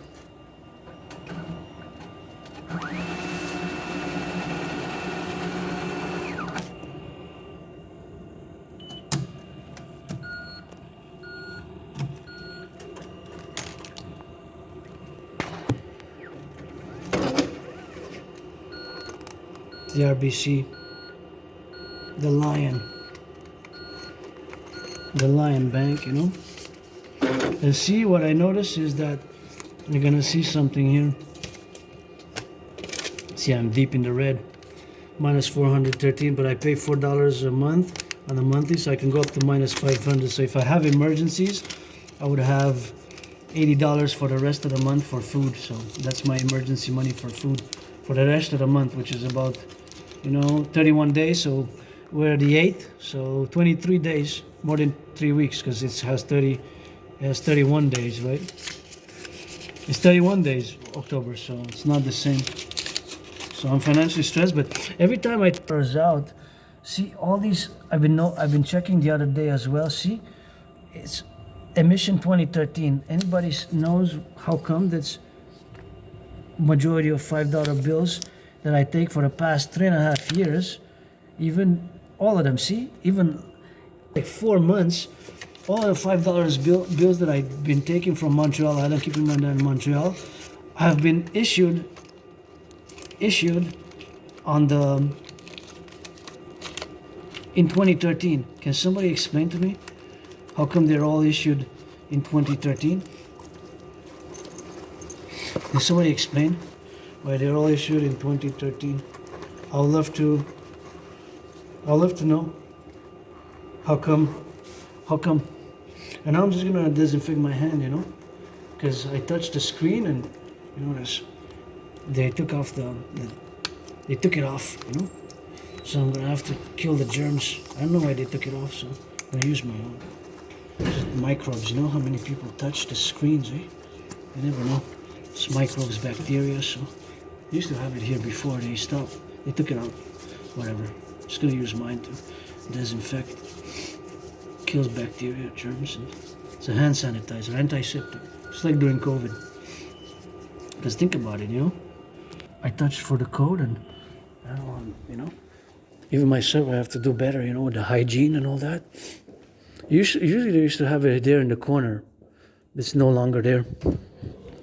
Even now I'm pressing with the elbow here, see, like that. See? That's why with the hand like that. Oh, yeah. Yeah, it's always good to disinfect. You never know, you know, you never know. You never know what can just happen in those dimensions, because all the dimensions are that we touch the buttons, you know, touch the buttons with the hand, right? It's with the hand. So I touch, you touch, we all touch it with the hands and kind of go towards rock and roll, you know. I'm gonna go back home. I was gonna go to Super C, but maybe go to Maxi instead, you know. Maybe go to Maxi and go here upwards, you know, on the side. Go on those dynamics now. So yeah, those are just the deals which we have now to be, and that's what we got now, to be on the loving side of things, you know. And I disinfected the hands. My hands are disinfected, and those are just the disinfection of the hands now, to be protrudent and to be integrated in all the levels where we have now, you know. So all that to say is, of course, that we are, of course, involved in almost a type of third world war. a third world war. So that of course is important for you and us, of course, to be able to disinfect the hands, So of course all these things which we have in nature today are of course the fact that we are at the point in time where a civilizational complex has to be of the same manner, where we are in a war mode, because of course it's possible that we are open for sabotage and espionage, right? Potentially sabotage and espionage. So that domain that we're potentially involved with sabotage and espionage, that's where we have of course to clarify. So the clarifications of everything that's been happening now socially, and of course in the dynamic of the social manners, and then we have the aspects passing from the social to the micro level, from the micro level to the macro level. We have the dynamics which we have to interact with. So those dynamics are the fact that we are at risk ourselves because of the DMAA, the direct military assistance and action. So because of the DMAA, direct military assistance and action, which we have taken of course without really a referendum or a vote, our leaders, I guess, I wasn't making the decisions, but of course that is the reality of the situations where we are now. So the reality of our situation is that we are potentially open for sabotage and espionage from, and due to the fact that we have engaged in military assistance and actions. I'm going to get back to my DMA theory in a bit. So back to 2019, and again, just to finish a meditation on the need for disinfecting when you go to in the public, right? So I had pressed the buttons. I had to press the buttons to get in the code from my bank account. To access my bank account, I had to press the code, right? So I pressed the codes to access my bank account, and that pressing of those numbers, I'm not going to say my code, of course, but let's say it has to be a minimum of 4, right? Let's say somebody has 1984. If you have 1984, you got to press 1984. You got to press 1, then 9, then 8, then 4. No, that's not my code. Don't try to steal from me anyways, because you wouldn't get much anyways.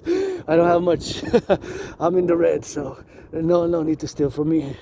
You can't do that Robin Hood only, you know. But nonetheless, let's say somebody has 1984 as a code, or 1984, let's say 1989, 1961, 1963, 1947, 1904, etc. 4 numbers, whatever, 4 or more, because I believe it's minimum 4, right? I believe minimum 4 numbers that as a code. So you press 1984. Let's say it's 1984.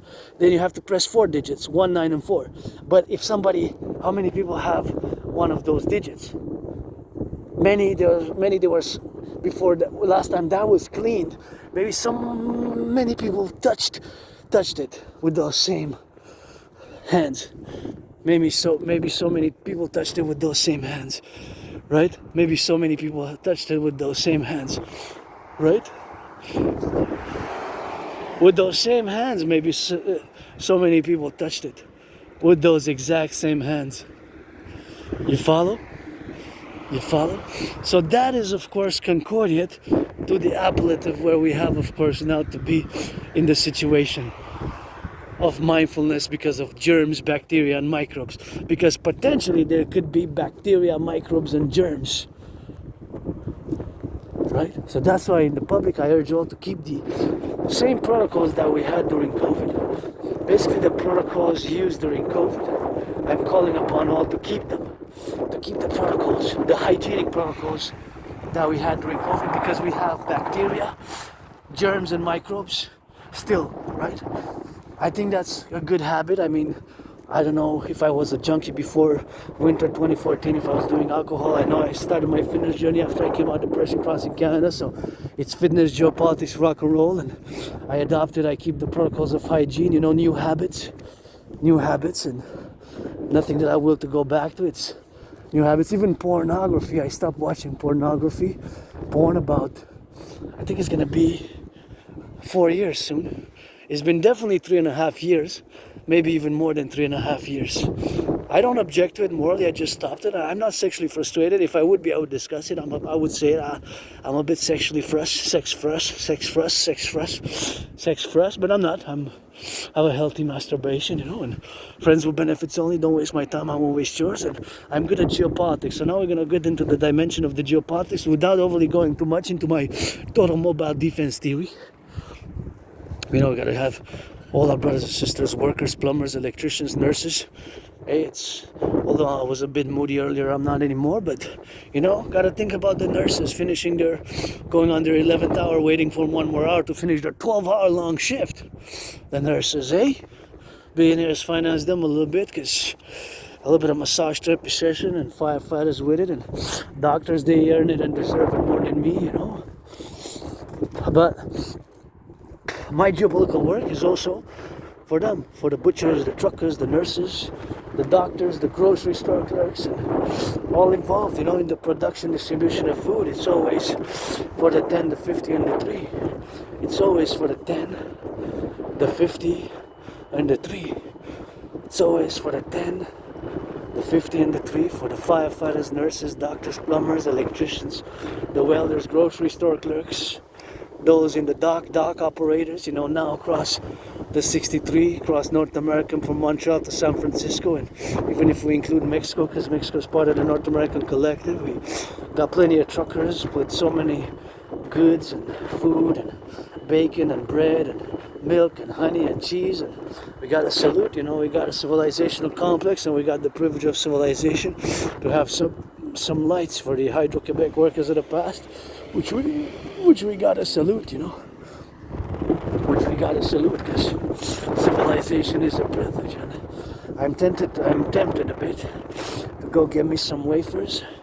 Yeah, I'm gonna see if the price went up.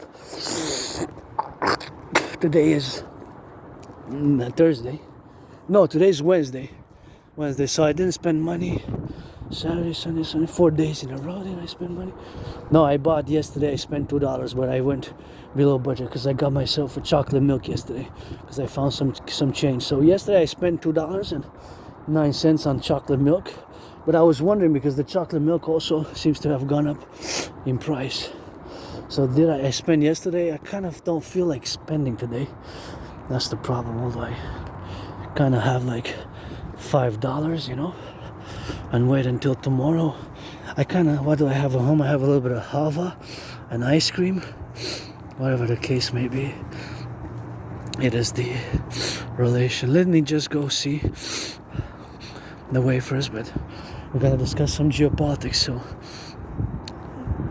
yeah, I predicted what's happening now back in 2019 and the total mobile defense theory, and which can be turned into a system. I cannot discuss it over much because it's by national security sensitive, but of course those are the things with which we must involve ourselves with. And of course going to discuss the DMAA, direct military assistance and action, which is protruding, of course, to be. I just want to check some beauties here. Yeah, that's really nice. Gotta check flowers. Look at that. Isn't that just gorgeous?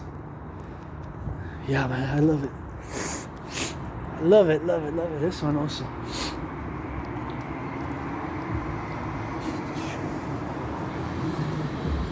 Oh yeah, very nice. It's been one white one definitely different colors. See, the yellow ones and these red ones are so nice.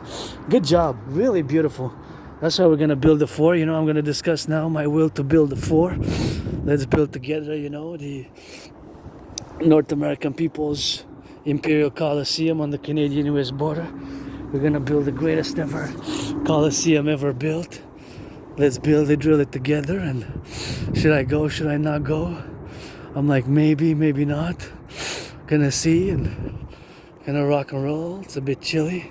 In and out, maybe. Okay, in and out, I guess. So we're gonna discuss, of course, what I predicted, and I predicted an international conflagration back in 2019, that there was going to be an international conflagration, and I just want to see something here. Are they all the same? Are they all the same? Oh no, they're different sizes. Hey, they're different sizes. I was trying to figure out if they're all the same. Are they? I'm not sure. Maybe they're all the same then. Anyways.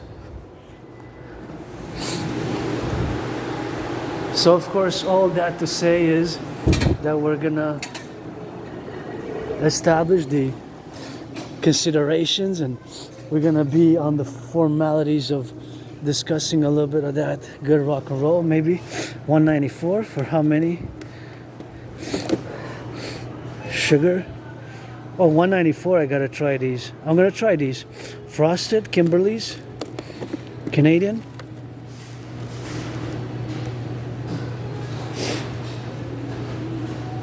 Yeah, for 194, I'm gonna try these. I'm gonna try them. I wasn't gonna try them, but I guess I will, you know. Maybe check a little bit of the, yeah, cheese went up in price also, so we're gonna also explore a bit of prices which went up. Oh my gosh, this is $9. This was $4.99. Oh, but wait, no, this is a double bag. No, this is the 5. Okay, but it's 140 grams, so it's a bit more grams. The other one, so I think the other one are 70 grams. So this is double the weight. The weight is more. So, okay, we have to be fair because the weight is more. How much is the weight for this? Yeah, these are 700 grams. So the weight is more, but $9. So usually, yeah, it goes. So it depends on the weight, right? The weight.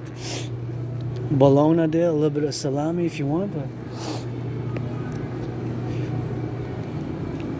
a bit of salami. You even want some salami, but you have to check the weight also, you know, because sometimes it's not the same weight.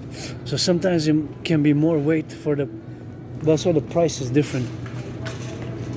And this mathematical calculations always pop into my brain. I don't need to take the calculator here. So actually what I was doing is, see, you get a little bit of how my brain works. ASPI brain is different. So we're always prone to mathematics. So of course the calculation in the mathematical terms is now that I jump, of course, to do the calculations. And they, of course, are mathematical in nature. So the financial mathematics is, of course, that I done right away in my head, because I know that $9 I said for that same one. So that same brand definitely has different grams. So that one was 700 grams, right? So the regular one being that is less than 700 grams. So now, of course, that you calculate that is only half, right? So that means that that's double. So that's why it's an okay price for that, right? So that is just the estimation. Of course, it comes back to a value dollar, which is pretty close, right? So the value per dollar is really close. So if you are to calculate the value per dollar, you have, of course, to amalgamate and, of course, to situate it. And, you know, I kind of like the no-name ones. It's kind of the more affordable. Noisette, $5.50 compares to one. And I don't know if it's made in Germany. Is it imported? Noisette, but this one is going to be next time. Now I don't want to spend as much money as I can. I kind of want to limit myself to the spending, you know. The spending has to be limited, but I do want to get some milk. I want to get some milk. Oopsie. So I'm not sure the price of those. Oh, this doesn't go there. See, this is one I want to go. I want to get. The more affordable one. This is way more affordable. These are like twice the price of this one. This no name is twice the price. So just for you to calculate here. Oh, this is a good price. But for next time, I guess. So what I want is to check which one is the more affordable. Which one is the more affordable milk for me to get? So I don't see the milk that is $7, $8. Oh my gosh, that's okay. Says that's lactose free, so that's lactose free is more expensive. So I'm gonna go for the cheapest. Oh, this one went up again. Although they put it on special, it's $9. This used to be like $8 or something, but it went up. So the price of milk has gone up, right? Price of milk. I'm gonna go with the cheapest, really. This is $8.50 Lactancia. I'm gonna go with the cheapest. I'm gonna go with Quebon. Quebon is really the more affordable, but from $8.50 to $8.33, there's not such a big difference, right? Not such a big difference. So what I'm gonna do? I'm gonna buy this one. Let's see the best before date.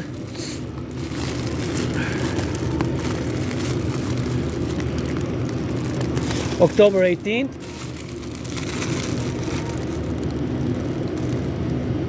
Oh, that's October 25. I'm gonna go for the October 25 because I'm probably gonna drink it. But see, there's different dates. So that says OC 25, October 25, and I don't know what that other number is for. So I have good milk here in Quebec, you know. But if you check the prices, it's not a big difference. $8.33, $8.50, 17 cents, eh? So it's not really a big difference. I'm just gonna buy the cheapest, but now it's a bit reduced.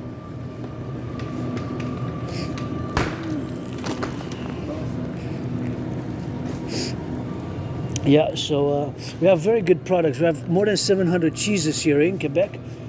So if you come to Quebec, learn some French and eat some cheeses from Quebec, you know. That's how we are. So that's what we're gonna do here on the left and in the right, and that's where we're gonna drill it, man. And we're gonna go check out a little bit of that rock and roll with that, and gonna get to see if we have the. What we want is to see the prices of the no name. So, because I don't want to spend too much. And the juice is going to be next time. Next time for the juice. Next time.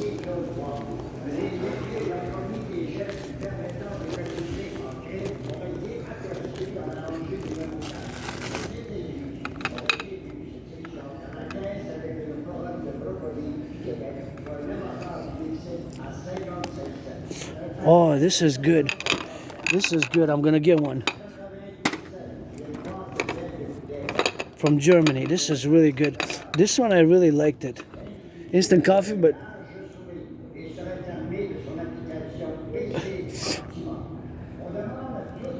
decaf. Germany. $5.79 for that. This is good, and it's 150 grams, eh? So this one with Germany, I went very good the other day. So that's it, you know? That's why I'm gonna get it. I'm gonna get it. Oh, it went up again. They went up. It went up again to 150. It's still a good deal, but it was used to be 139. So I'm gonna get 3. I'm gonna get 3. But 1 hazelnut as well. Ah, they went up again. They were used to be $1, these ones, eh? Used to be $1. So they went up to 150 now. It was 139. They went up to 117. The prices, 117.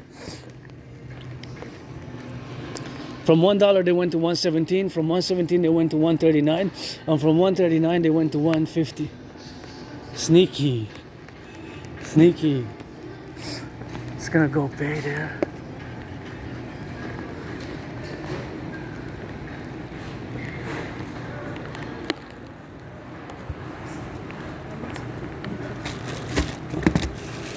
Salut, ça va? Ouais, ils sont augmentés encore un peu, là, les gaufres. De 21,39, ils ont augmenté de 11 cents. Puis il y a 2 ans que j'ai acheté à $1. Là. Mais c'est encore bon pour 1,50. Le temps qu'ils ne montent pas à 2 piastres, là, c'est 175 grammes. Ouais, je vais te la donner tout de suite. Attends, je vais juste placer tout ça. Comme ça, je vais placer. Ça. Mais ça, je suis content parce que ça, là, ça c'est bon. C'est 5 piastres là, pour le café. Là, c'est un bon café que j'ai acheté l'autre jour. Puis à l'autre place, je l'ai acheté pour 6,50, mais chez vous, c'est 5,79. Fait que je sauve l'argent si tu l'achètes chez toi. De moment, il y en aura un gratuit. De quoi? À chaque fois qu'on économise, on en aura un gratuit. Ah oui, exactement.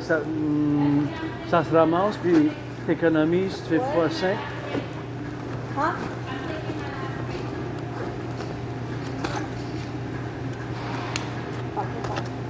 Elle prend sa pause, je pense qu'elle dit en anglais. C'est pas très fort. Ouais. Bon, là, je suis prêt à vous payer. Là, j'ai tout ça stocké. C'était quoi le message? C'était un message tantôt, ça a passé en haut. C'était-tu la comédie? Hein? Aucune idée. OK. Ça disait qui est aperçu avec son CV puis avec une casquette de brocoli à la radio. Moi, là. j'ai pas entendu. Ok, t'as pas entendu, ok. Non. Il dit dans la rangée 4, c'est quelque chose comme ça. Ah, tu l'as entendu, toi? Oui. Ok, c'était quoi cette affaire-là? C'est l'imitation de Claude Poirier. Ah ouais? C'est le chroniqueur judiciaire. Oh, ok. Mais je me demandais c'était quoi? Je me demandais c'était quoi parce qu'on disait que c'était pour quelqu'un qui avait de la sécurité ici. Là. Tu sais, ça dit la sécurité au sur rangée 4. Fait que je me dis, j'ai-tu l'air suspect? C'est pas ça. T'es là dans la rangée 4. C'était toi d'abord? Ah oui, c'est moi. Ok, fait que parmesan, c'est Poirier, oui? Ok, chroniqueur, je sais même pas, tu vois comment. Claude Poirier. Ok. Fait que c'est de la comédie, puis on transformait ça dans comme un avertissement. Exactement. Une publicité C'est ça, dans le une fond. publicité, c'est Ok, oui. Drôle. C'est la première fois que je l'entends, je me demandais. C'est confus un peu. Ouais, c'est drôle, mais je l'ai pas vu. Parce que moi j'ai l'Asperger's, hein, puis avec l'Asperger's, tu sais, la compréhension, Ouais, des fois c'est juste. Alors, c'est une joke, Ok, il n'y a pas de problème. ok, salut là. Bye bye. Ciao, vous aussi, par les mêmes. So that's what it was with the rock and roll, you know, together on that love. And that's for a little bit of French there, you know, French. So we love a little bit of that French. So that was a joke. But you have to understand it from a Quebec perspective, you know, the Quebec perspective where we have the dynamics, you know. So now, so I didn't go over budget, but I kind of went over budget. But since I bought coffee and now I got the backpack, now I'm happy. So so whatever he said, a little bit of that.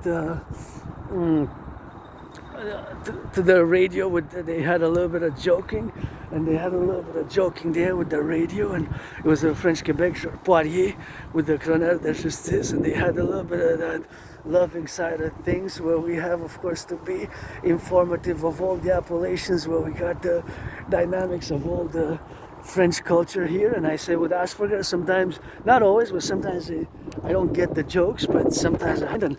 My fellow citizen explained it to me, and he said a little bit of, I said I have Asperger's, and I think they know what it was, and they said, you know, that's something which I have to be related about when they gotta get it on the love, man. And I'm happy.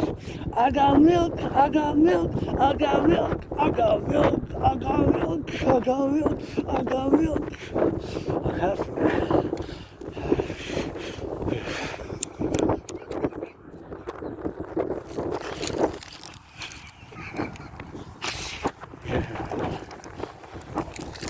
Okay, let's explore the bill. So, I didn't go over budget. Oh my eye. This one. The other one. So, exactly half. So let's see what I get.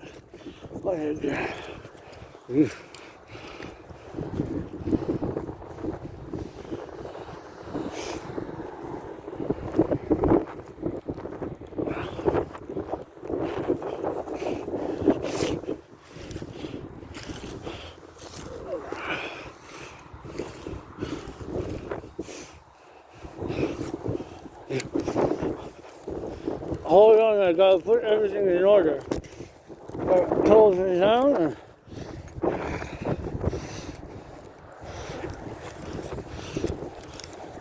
I'll close it down.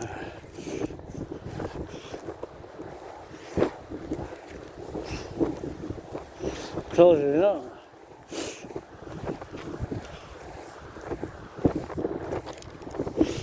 So the wafers went up. So I got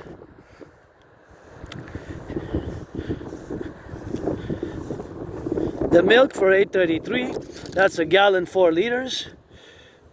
I got the cookies, the biscuits were $1.90. So it adds up, see? Already 10. That's 16. And then wafers, 1 for $4.60, so that's 20. So I paid $20.56. $20.56. That was the bill, man. I didn't check on the points, but maybe I accumulated enough points to get $10,000. To get 10,000.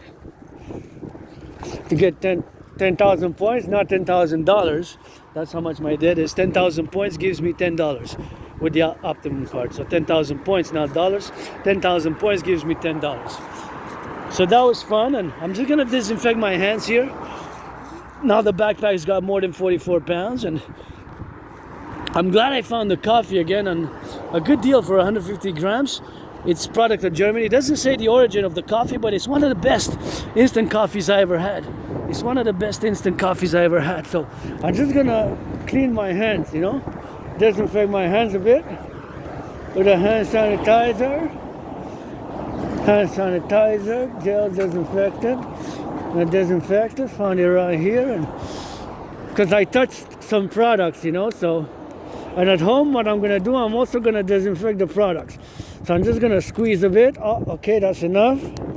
And then do the 10, 9, 8, 7, 6, 5, 4, 3, 2, 1. And then add 10. 10, 9, and 8, 7, 6, 5, 4, 2, 1.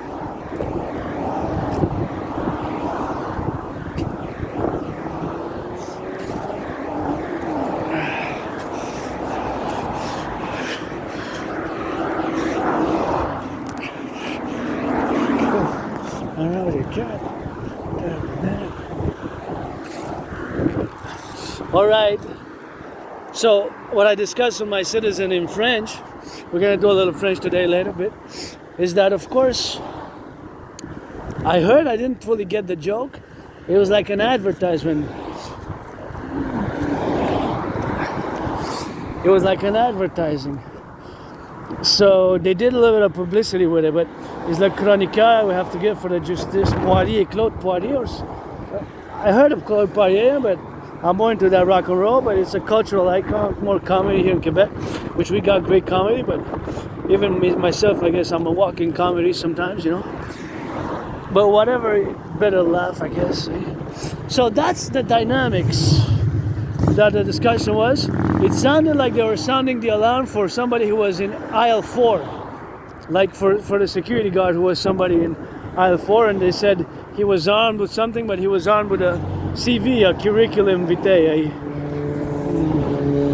a CV, a curriculum vitae, a curriculum vitae. You know, like for work, to apply for work. So they kind of turned it into a joke a bit. Ah, my other eye. Right and the left. This one, the left. Earlier the right, now the left. Leave my eye alone. Leave my eyes alone. Got you by the nuts. Leave my eye alone. Gotta drain the nuts. Leave my eyes alone. Gotta drain it by the nuts. Keep my eyes alone. Leave my eyes alone. Gotta drain it by the nuts. So that is just, of course, where we are now. So now we're gonna discuss geopolitics again. Just gonna make a little bit of a notation that, of course, the prices have went up.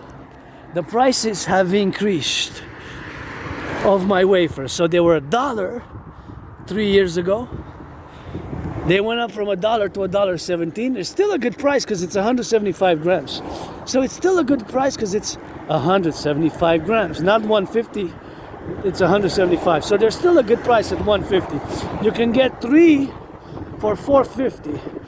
450. So for less than $5, 175 times 3 that's 375 times 3, that's 225, right? So you get 525 grams, more than a pound of wafers. You get more than a pound of wafers for less than $5. So it's good. It's good. It's a good deal still at 150. It was a great deal at $1. Then it went up from $1 to $1.17, to $1.17 to $1.39, and now to $1.50. But it's still okay. If it goes to $2 and more, that's gonna be less. I shouldn't say that, because you see how we went up from $1 to $1.50. That's half. That's 50%. But their salaries didn't go up by 50%, right? The salaries have only increased a little bit. So that's my beef with that. That's my problem. That's why I generally, I'm a pro-labor and love universal revolutionary centrist, and I support a lot of labor movements, but the NACWP, the North American Collective Workers Party, which for years and years and years and years now I've been calling all to support, as the public-private partnership, was a PPP, transnational democratic Republican universal revolutionary centrist, pro-labor and love universal revolutionary centrism. My revolutionary centrism is tied hand in hand with a workout training. My revolutionary centrism is tied hand in hand with my North American collective propositions for the fusion of Canada and the United States thereof into the Imperial Democratic Republican Collective of the 63. So now we're gonna go back to geopolitics. So what I did not, although I predicted an international conflagration of World War III, I did not predict that there's going to be a deterioration of relations with the United States. A deterioration of relations with the United States. I did not predict that there was going to be a deterioration of relations with the United States. So although I predicted, there's the mountain where we were yesterday, my second home. We were there at the red spot last night. See, that's the big antenna where we passed by. That's the big antenna. Whenever I say that in that parallel life, it is the year of darkness 2029, and I design, build supercomputers, microchips, all things, of course, satellites. Right. So although in 2019, in October, I predicted that there was an international conflagration of World War III on the horizon coming, what I did not predict was, of course, that our relations with the United States would deteriorate.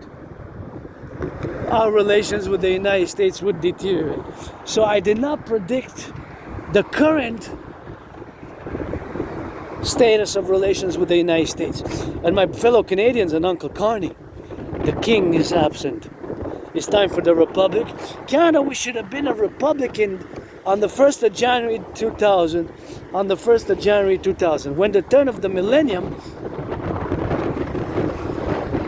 31st of December 1999, we should have got rid of the monarchy and all the other institutions which had their roots in British Imperial, British Empire, British monarchy rooted. But even this year, 2025, our Prime Minister, Uncle Carney Prime Minister, Uncle Carney and Prime Minister, still, of course, still, even today, our Prime Minister pledged allegiance to the King of England and his heirs. Can you imagine our Prime Minister? That should have been gone. We should have been a republic on the 1st of January. It's time for the Republic. The King is absent. It's time for the Republic. The King is absent. It's time for the Republic. The King is absent. So, of course, all that being of those protocols, which we are in consideratus to be, all the domains, and of course, it's time for the Republic of Canada. Should have been a republic on 25 years ago on the 1st of January, turn of the millennium, the year 2000. But Uncle Carney still pledged allegiance when he got into power more than 4 months ago to the King of England, and all that. In 2025, our Prime Minister pledged allegiance not to the Constitution and the citizens and the people of Canada.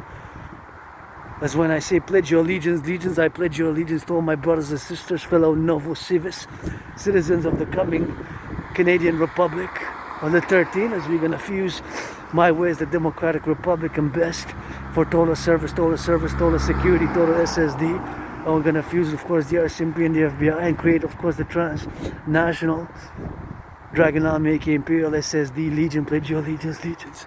So now that we go in the direction and the directives which have to be, of course, followed thereof, in all the implementation thereof for a protocol, nice red color. Love it. Red is my favorite color. When it comes to flowers, yellow. So we should have been a republic long ago.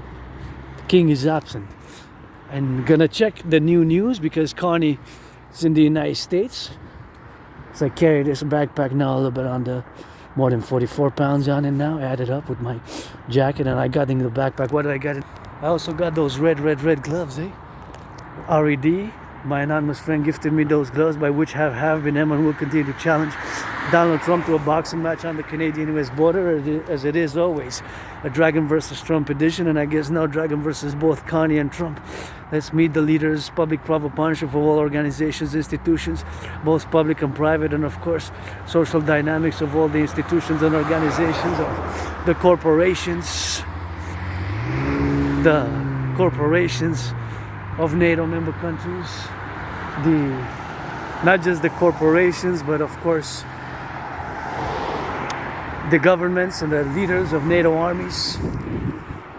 For 7 days, let's make it December 17th to December 26th, the 24th and 25th, for the great summit atop Mount Royal here on the island of the Hub. So that being constituted, consecrated, being goddess with the eye of the goddess moon,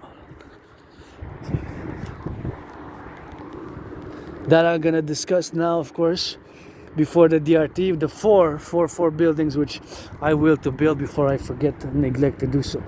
So I will to build, together with your help, on the Canadian-US border, the biggest ever sports complex arena ever built, to be 11 times bigger than, of course, the sports center known as, of course, as the not as known today, is known as the Caesar Superdome, but before that, it was known as the Mercedes-Benz Arena, and before that, it was known as the Louisiana Superdome. So it changed names several times, just like I changed names myself. It's in Louisiana, New Orleans. Several Super Bowls were played and battled out, and battled and fought there. One of my favorite Super Bowls, Super Bowl 47, has several nicknames, known as the Blackout Bowl, aka Harbaugh Bowl, aka Bro Bowl. Although my 49ers lost, it is one of my favorites. So on the Canadian-US border, let's build the biggest ever sports arena Coliseum ever built, to be 11 times bigger than that Sports Arena Coliseum where the Super Bowl 47 was fought and played out, for Sportis in perpetuity, where me and Donald Trump were gonna fight in a boxing match, where me and Donald Trump were gonna inaugurate it, and then we're gonna have Sports in perpetuity, where me and Donald Trump then we're gonna have Sportis in perpetuity. So then parallel, to be 11 times bigger than the St. Joseph's Oratory here atop Westmount, one of the three big mountain system called Mount Royal, Mount Royal, right, Mount Royal, between the east and the west, exactly in the center between the east and the west, in the middle heart, slightly south.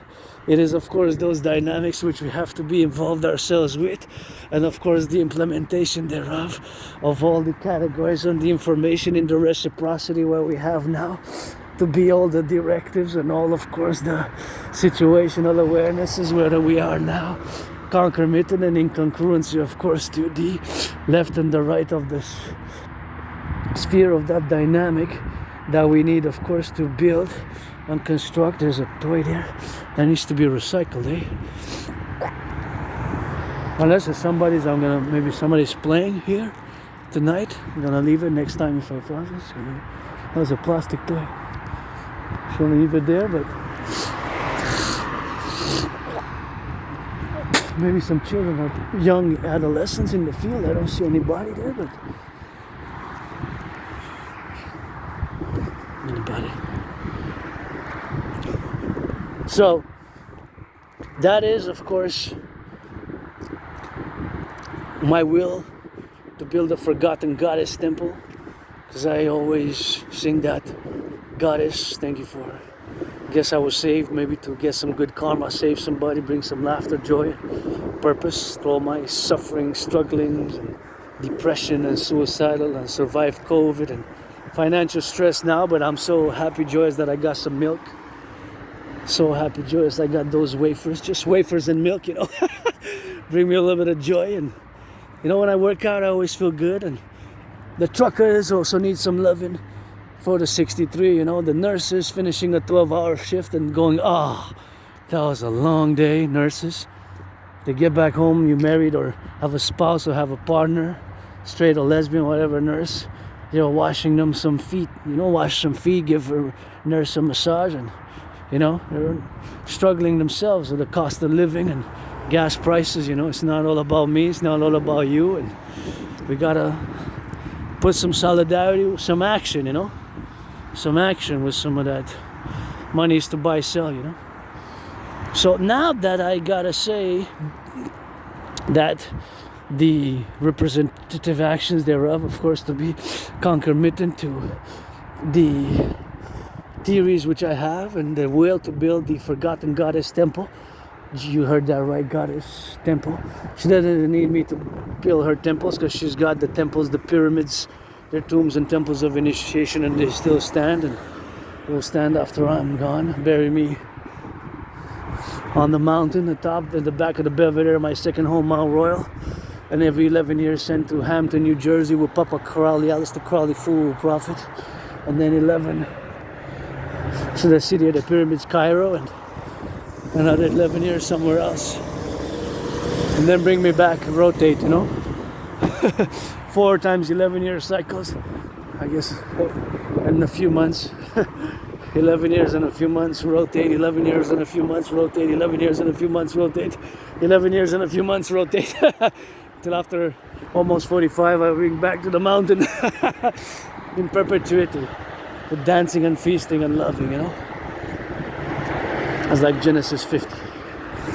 So now, to build a forgotten goddess temple, and let's build it together. I credit trillions of kisses, and of course the forgotten goddess temple to be 11 times bigger than the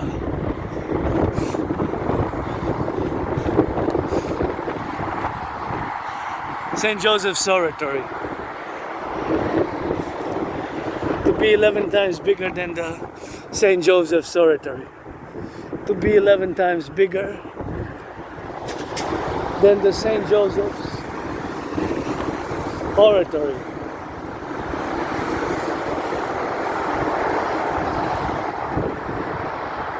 To be 11 times bigger than the St. Joseph's Oratory, you know? Saluting the truckers, some are going west, that one's going west, that camera's pointing west, now camera's pointing east, somebody is going east, west, north, south, they're going east. And see those 4 trucks, 1, 2, 3, 4, one past, gotta get that rock and rolling. There you go, and maybe they're carrying some milk, some bacon, some cheese, some wafers, you know, but they're all eating money now. 75% more, keep that in mind, as salaries have stagnating. So that's where the economic problem lies. We're not going to go into that now. We already been discussing, and now we're going to discuss the forgotten goddess temple. So my will to build in North America goddess temple to be 11 times bigger than the St. Joseph's Oratory. We have a building here in Quebec, Montreal, Quebec, in Montreal on the island, called the St. Joseph's Oratory. So I want to build a forgotten goddess temple to be 11 times bigger than that St. Joseph's Oratory, just like the Imperial People's Coliseum, to have sports in perpetuities and to organize sport events where, of course, is going to be dedicated to different workers, truckers, bakers, firefighters, nurses, doctors, plumbers, electricians, IT workers, public workers, all different workers. Every month we're going to have special sports events, and me and Donald Trump are going to fight in a boxing match, auctioning those red gloves which are donated by my anonymous friend a few years ago, almost 6, since 2018, when I of course started challenging Donald Trump to a boxing match, and continue to challenge Donald Trump to a boxing match, and have ever since, and concorded of course to the plurality of where we have now to be in Concordia, and of course to discuss my Trinity of theories, but to finalize that parallel to the Imperial People's Coliseum and the forgotten goddess, G-O-D-D-E-S-S, forgotten goddess temple, that also I will to build the Imperial People's Coliseum, and of course the Rainbow People's Palace for my fellow LGBTQ community and neurodivergent community.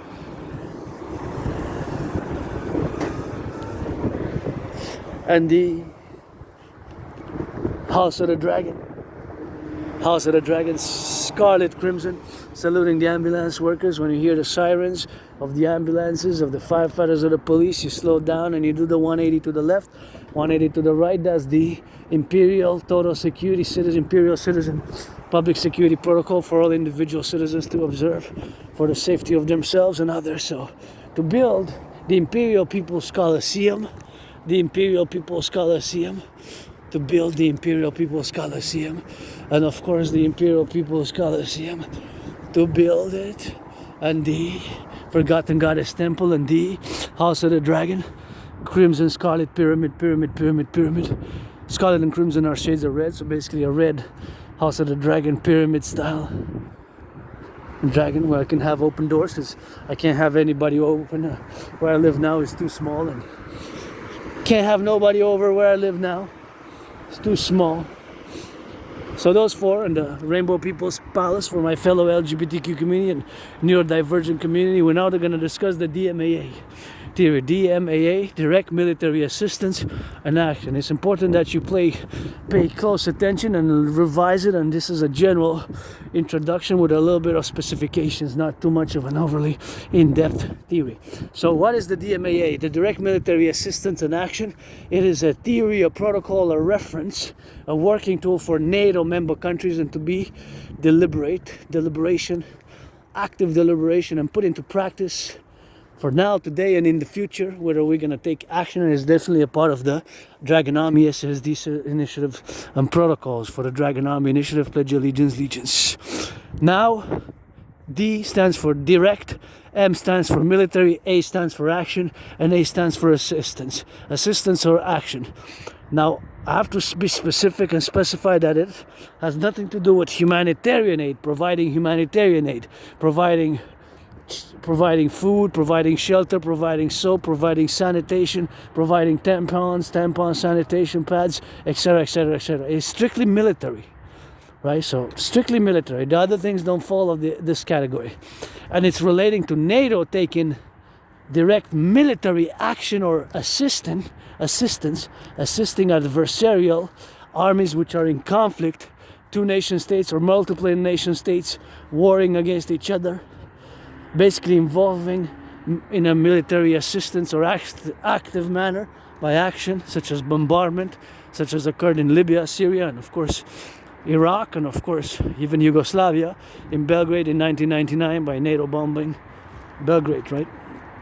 So it's a military action or assistance as it relates NATO member countries as a collective group of countries within NATO or countries which are part of NATO, and this creates the C. So DMAA, direct military assistance and action, in parentheses has a C, and that C stands for consequences.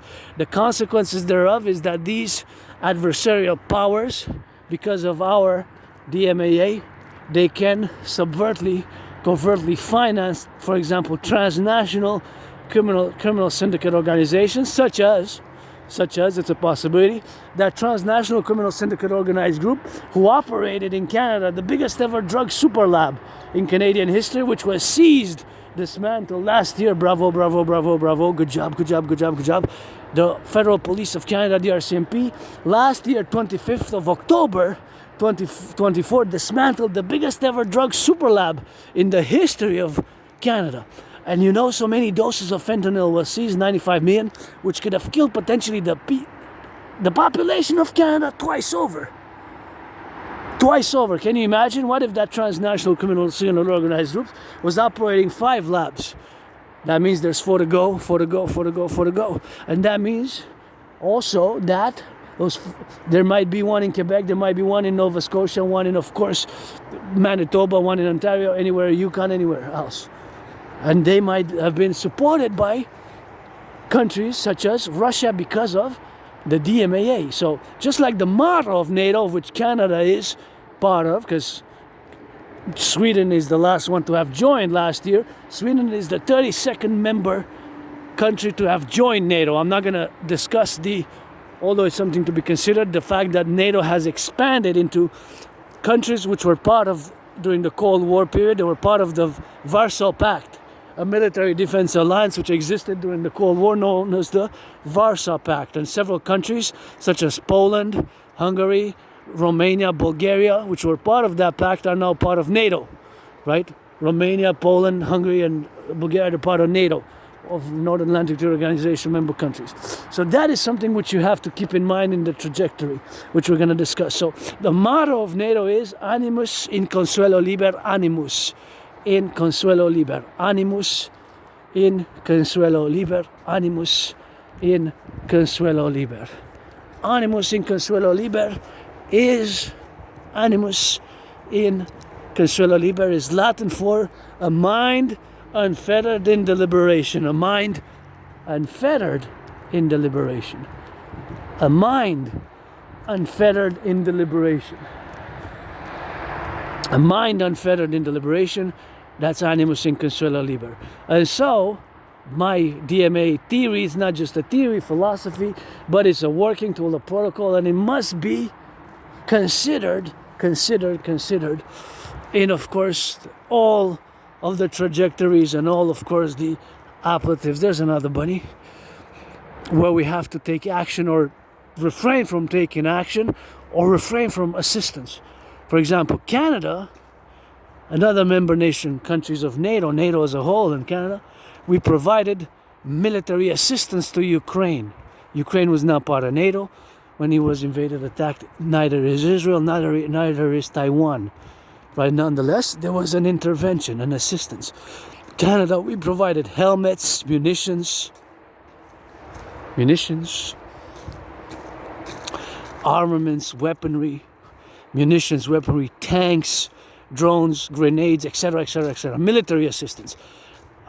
So again, humanitarian aid is not included. It has to be military in order to potentially, this military assistance or action or assistance, vice versa, either or both, can harm, kill adversarial military and soldiers. That's where the danger lies, and that's why we create the consequences can be more or less severe due to our assistance. You follow? So it has to be military. Now, I'm not saying to not do it. I'm just saying that we have to deliberate, to consider the consequences of doing it. The DMAA, direct military assistance or action, and its consequences. So I'm not necessarily taking a position here. It's just I'm presenting a theory, a working tool, a protocol for further deliberation today and even for the future, right? Wherever we're going with what's happening now. So one consequence of us having taken DMAA as Canadians could be that Russia and other countries, or Russia because of Ukraine, right? Because of this recent, that we provided military assistance, not just humanitarian. We did not provide just humanitarian. We provided armor, vehicles, drones, military equipment, helmets, all these things, which are military related. So Ukrainian armed forces can kill Russian forces, right? Russian forces. So this has the consequences, and maybe secret police of Russia, secret services of Russia, Putin's regime, can by following Alexander Dugin's 1997 and 1996 and 1997 and 1998 and 1999 and his philosophies of internal of geopolitical discordance and covert attacks in NATO member countries, and because of the DMAA, which we took, direct military assistance to Ukraine, it could be that transnational criminal syndicate organization, which was, of course, this running the biggest ever drug super lab in the history of Canada, was supported by Russia. So you have to consider that, the consequences of us taking DMAA. So it has to be a philosophy, a theory, a working tool, protocol, whether we take action in the future or assistance in the future. Because now, since what happened since August 1st, that Canada were designated as an unusual and extraordinary threat by the United States. In black and white there on the White House, the United States has designated Canada as an unusual and extraordinary threat because of the fentanyl, who said that it had tripled. The fentanyl crossing had tripled. The fentanyl crossings, the fentanyl which had crossed Canada had tripled. The fentanyl which had crossed Canada had tripled. Now, of course, this fentanyl which had crossed Canada having tripled, and the fact is mentioned there in black and white because, of the growing super labs, variety of super lab production of fentanyl in Canada, which can produce between 44 and 66 pounds every monthly or so. So that's given there in black and white, and the lack of our coordination. Now, coordination implies action. When you cooperate, you can exchange information, other things. When you coordinate, you also have to take joint action. When you cooperate, it could be exchanging information. When you coordinate, of course, it doesn't imply the same. So coordination and action are not the same. So those are the things which you have, of course, to manifestly relate, of course, in all the actions where we are now. So that is a big problem, because being designated as an unusual and extraordinary threat to the American people is very, very, very hardcore and undesirable. Because our main interest, and this is just like the pi symbol, the N, you know, the pi symbol, not the edible pi, but the pi symbol, which represents always the constant number 3.1416, and is the relation between the circumference, the diameter, and the circumference of a circle. So it's always the pi symbol is the N, two-headed N. It has like two heads, two faces. That's why the coming of our Imperial Republic of the 63 will kind of be two-headed, two-faced, in order to one head for benevolence, goodness, and kindness, and loving, the other one for more stern punishment and retribution thereof, and justice thereof, you know. So one for righteousness, I guess, the other for wickedness, righteousness, or Citoyen. So that is the constitution thereof of our formulations, right? So now that we have, of course, to be discussing the reality of this geopolitical reality for both Canada and the United States, and the United States vis-a-vis Canada, Canada vis-a-vis the United States, our main interest when it comes to foreign affairs, due to our common historical history and the fact that we're a new civilizational collective, and the fact that we have two oceans. To the east, we have the Atlantic. To the west, we have the Pacific. Us, as the number one priority with whom we must establish, which country we must establish and work to establish the best economic, social, financial, trade, defense, security, social, cultural relations with, as Canadians, with the United States. There's no to that, and no maybe. There's yes to that. You have to affirm it in the positive. There's no negotiating with that fact. Ever since the dissolution of the British Empire, the king is absent. Forget England, British Empire is gone. It's no longer the British Empire long ago.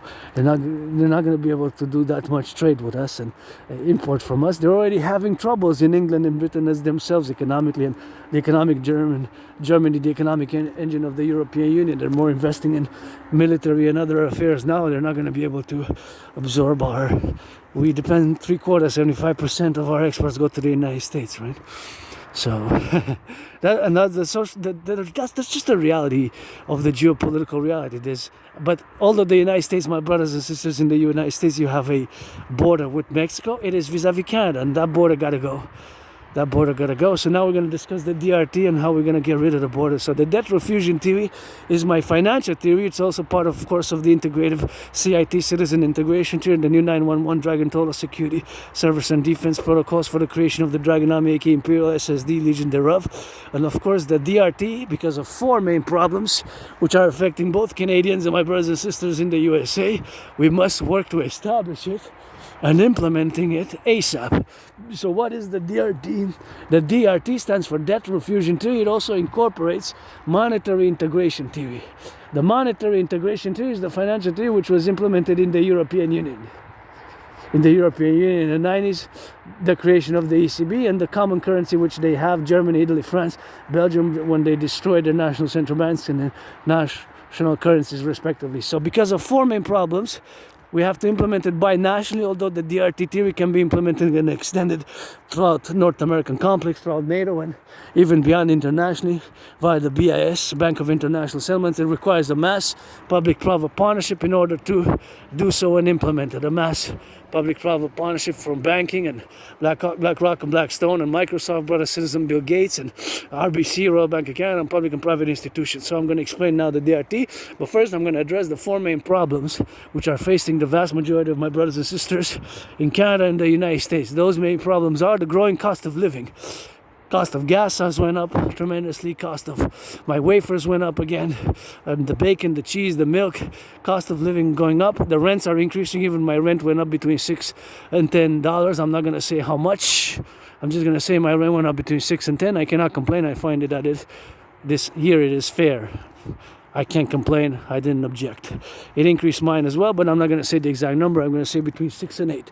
And of course, the stagnation of the salaries and the growing credit card debt. So those are the four main problems. Growing credit card debt, stagnation of the salary, growing cost of rents, and growing cost of living, such as the increased expenses and the inflation and shrinkflation even. Shrinkflation, and the gas and the shrinkflation, and etc., etc., etc. These are the problems, the four main problems in whatever order for different individuals. The vast majority majority of citizens, lower class, middle class, or even upper middle class, and the vast majority of citizens of both Canada and the United States, these 4 economic problems. So that's why my DRT with other theories has to be implemented simultaneously as a mass public and private partnership, both Canada and the United States. So here is explained. We're gonna take all the public and the private debt, my $10,000, your $10,000, Canada coast to coast, all the public and the private debt, right? All the public and the private debt. So my $10,000, your $10,000, their $10,000, right? My $10,000, your $10,000, all the public and the private debt, we're going to add it all together, Canada coast to coast. All the public-private debt, we're going to add it Canada coast to coast. All that public-private debt, we're going to convert it into US dollars.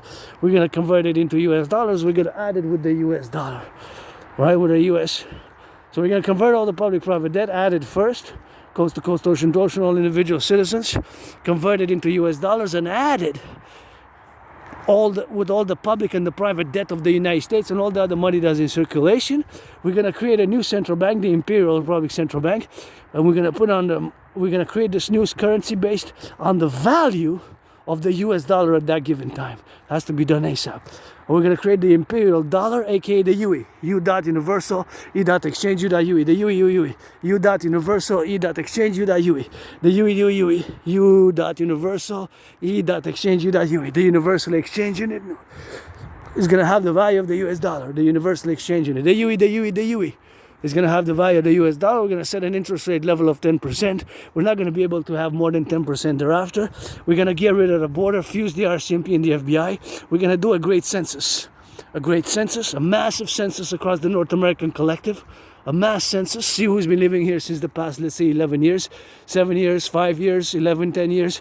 And if you're not being convicted of, having been convicted of 4 or 44 criminal convictions, then, get some amnesty, start building those 44 mass underground tunnels, city tunnels in case of a thermonuclear war, speed higher at the building of the Golden Dome. We're going to put the hawk, H-A-W-K, the totem bird that I love, hawk, my totem bird into the hawk.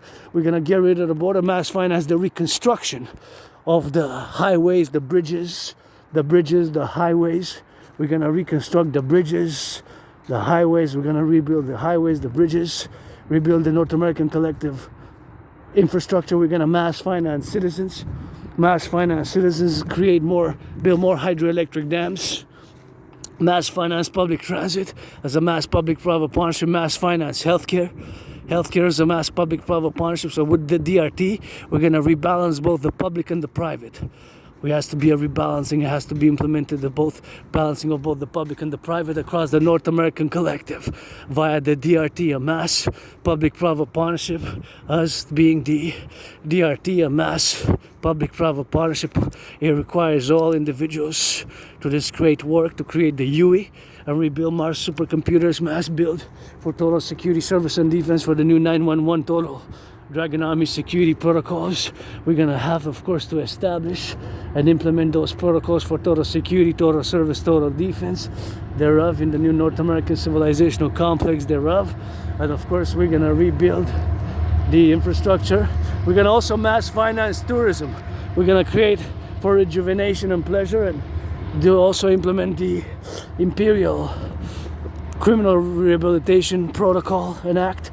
Imperial Criminal Rehabilitation Act is we're going to fuse the 10, the 50, and the 3 and see who can build those 44 mass underground city tunnels in case of a thermonuclear war. But if somebody's been convicted of 44 criminal convictions in the past 11 years, then we're going to implement the Imperial Dracula Protocol instead of the Imperial Criminal Amnesty Protocol, right? So we have to discern and judgment. Then thereafter, we're going to, of course, do more.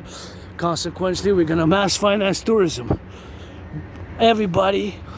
We're going to do the census, and we're going to accord the Novo Civis, Imperial Democratic Republic of the new United States Imperial Democratic Republic, for the Empire, Dancing Goddess, Dragon Kingdom, the Imperium Draconis of the 63. We're going to do this Novo Civis, give citizenship and some amnesty, do a great census.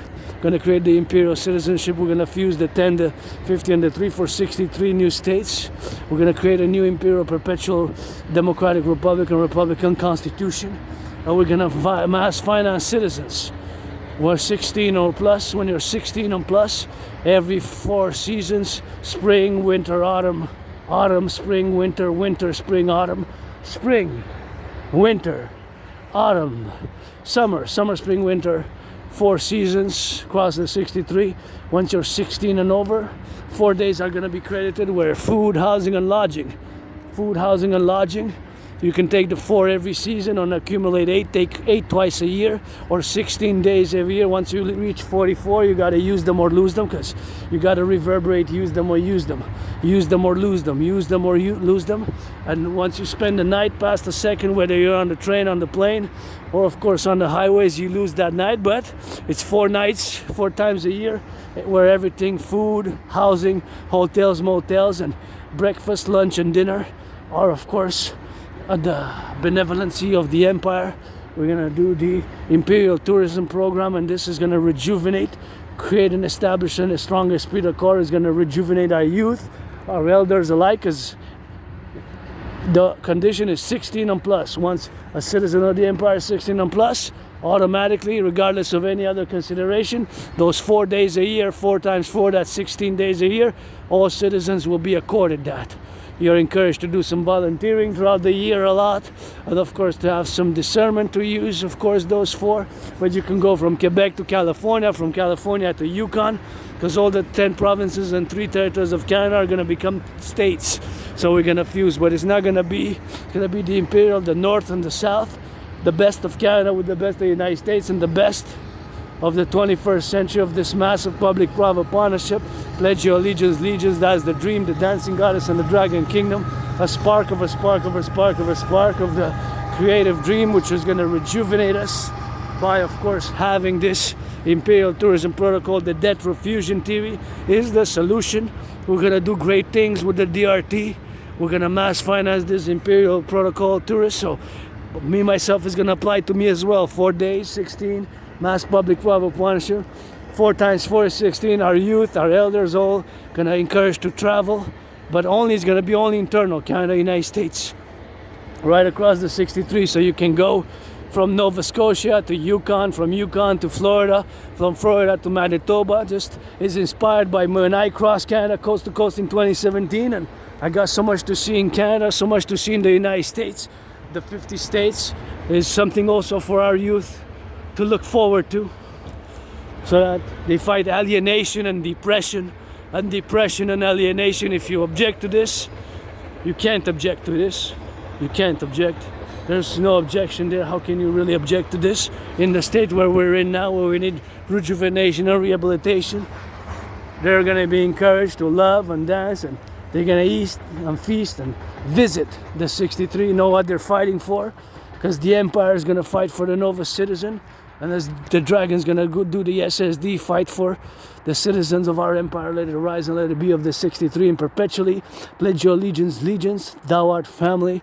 That's it for the rock and roll now. We got to get it on the drill, and we're going to get it for the left, the right, and in the middle, and pledge your allegiance, the debt refusion tree, do that great census, do the great implementation of the Social Security Service and Defense, Dragon Army, and Dancing Goddess Army.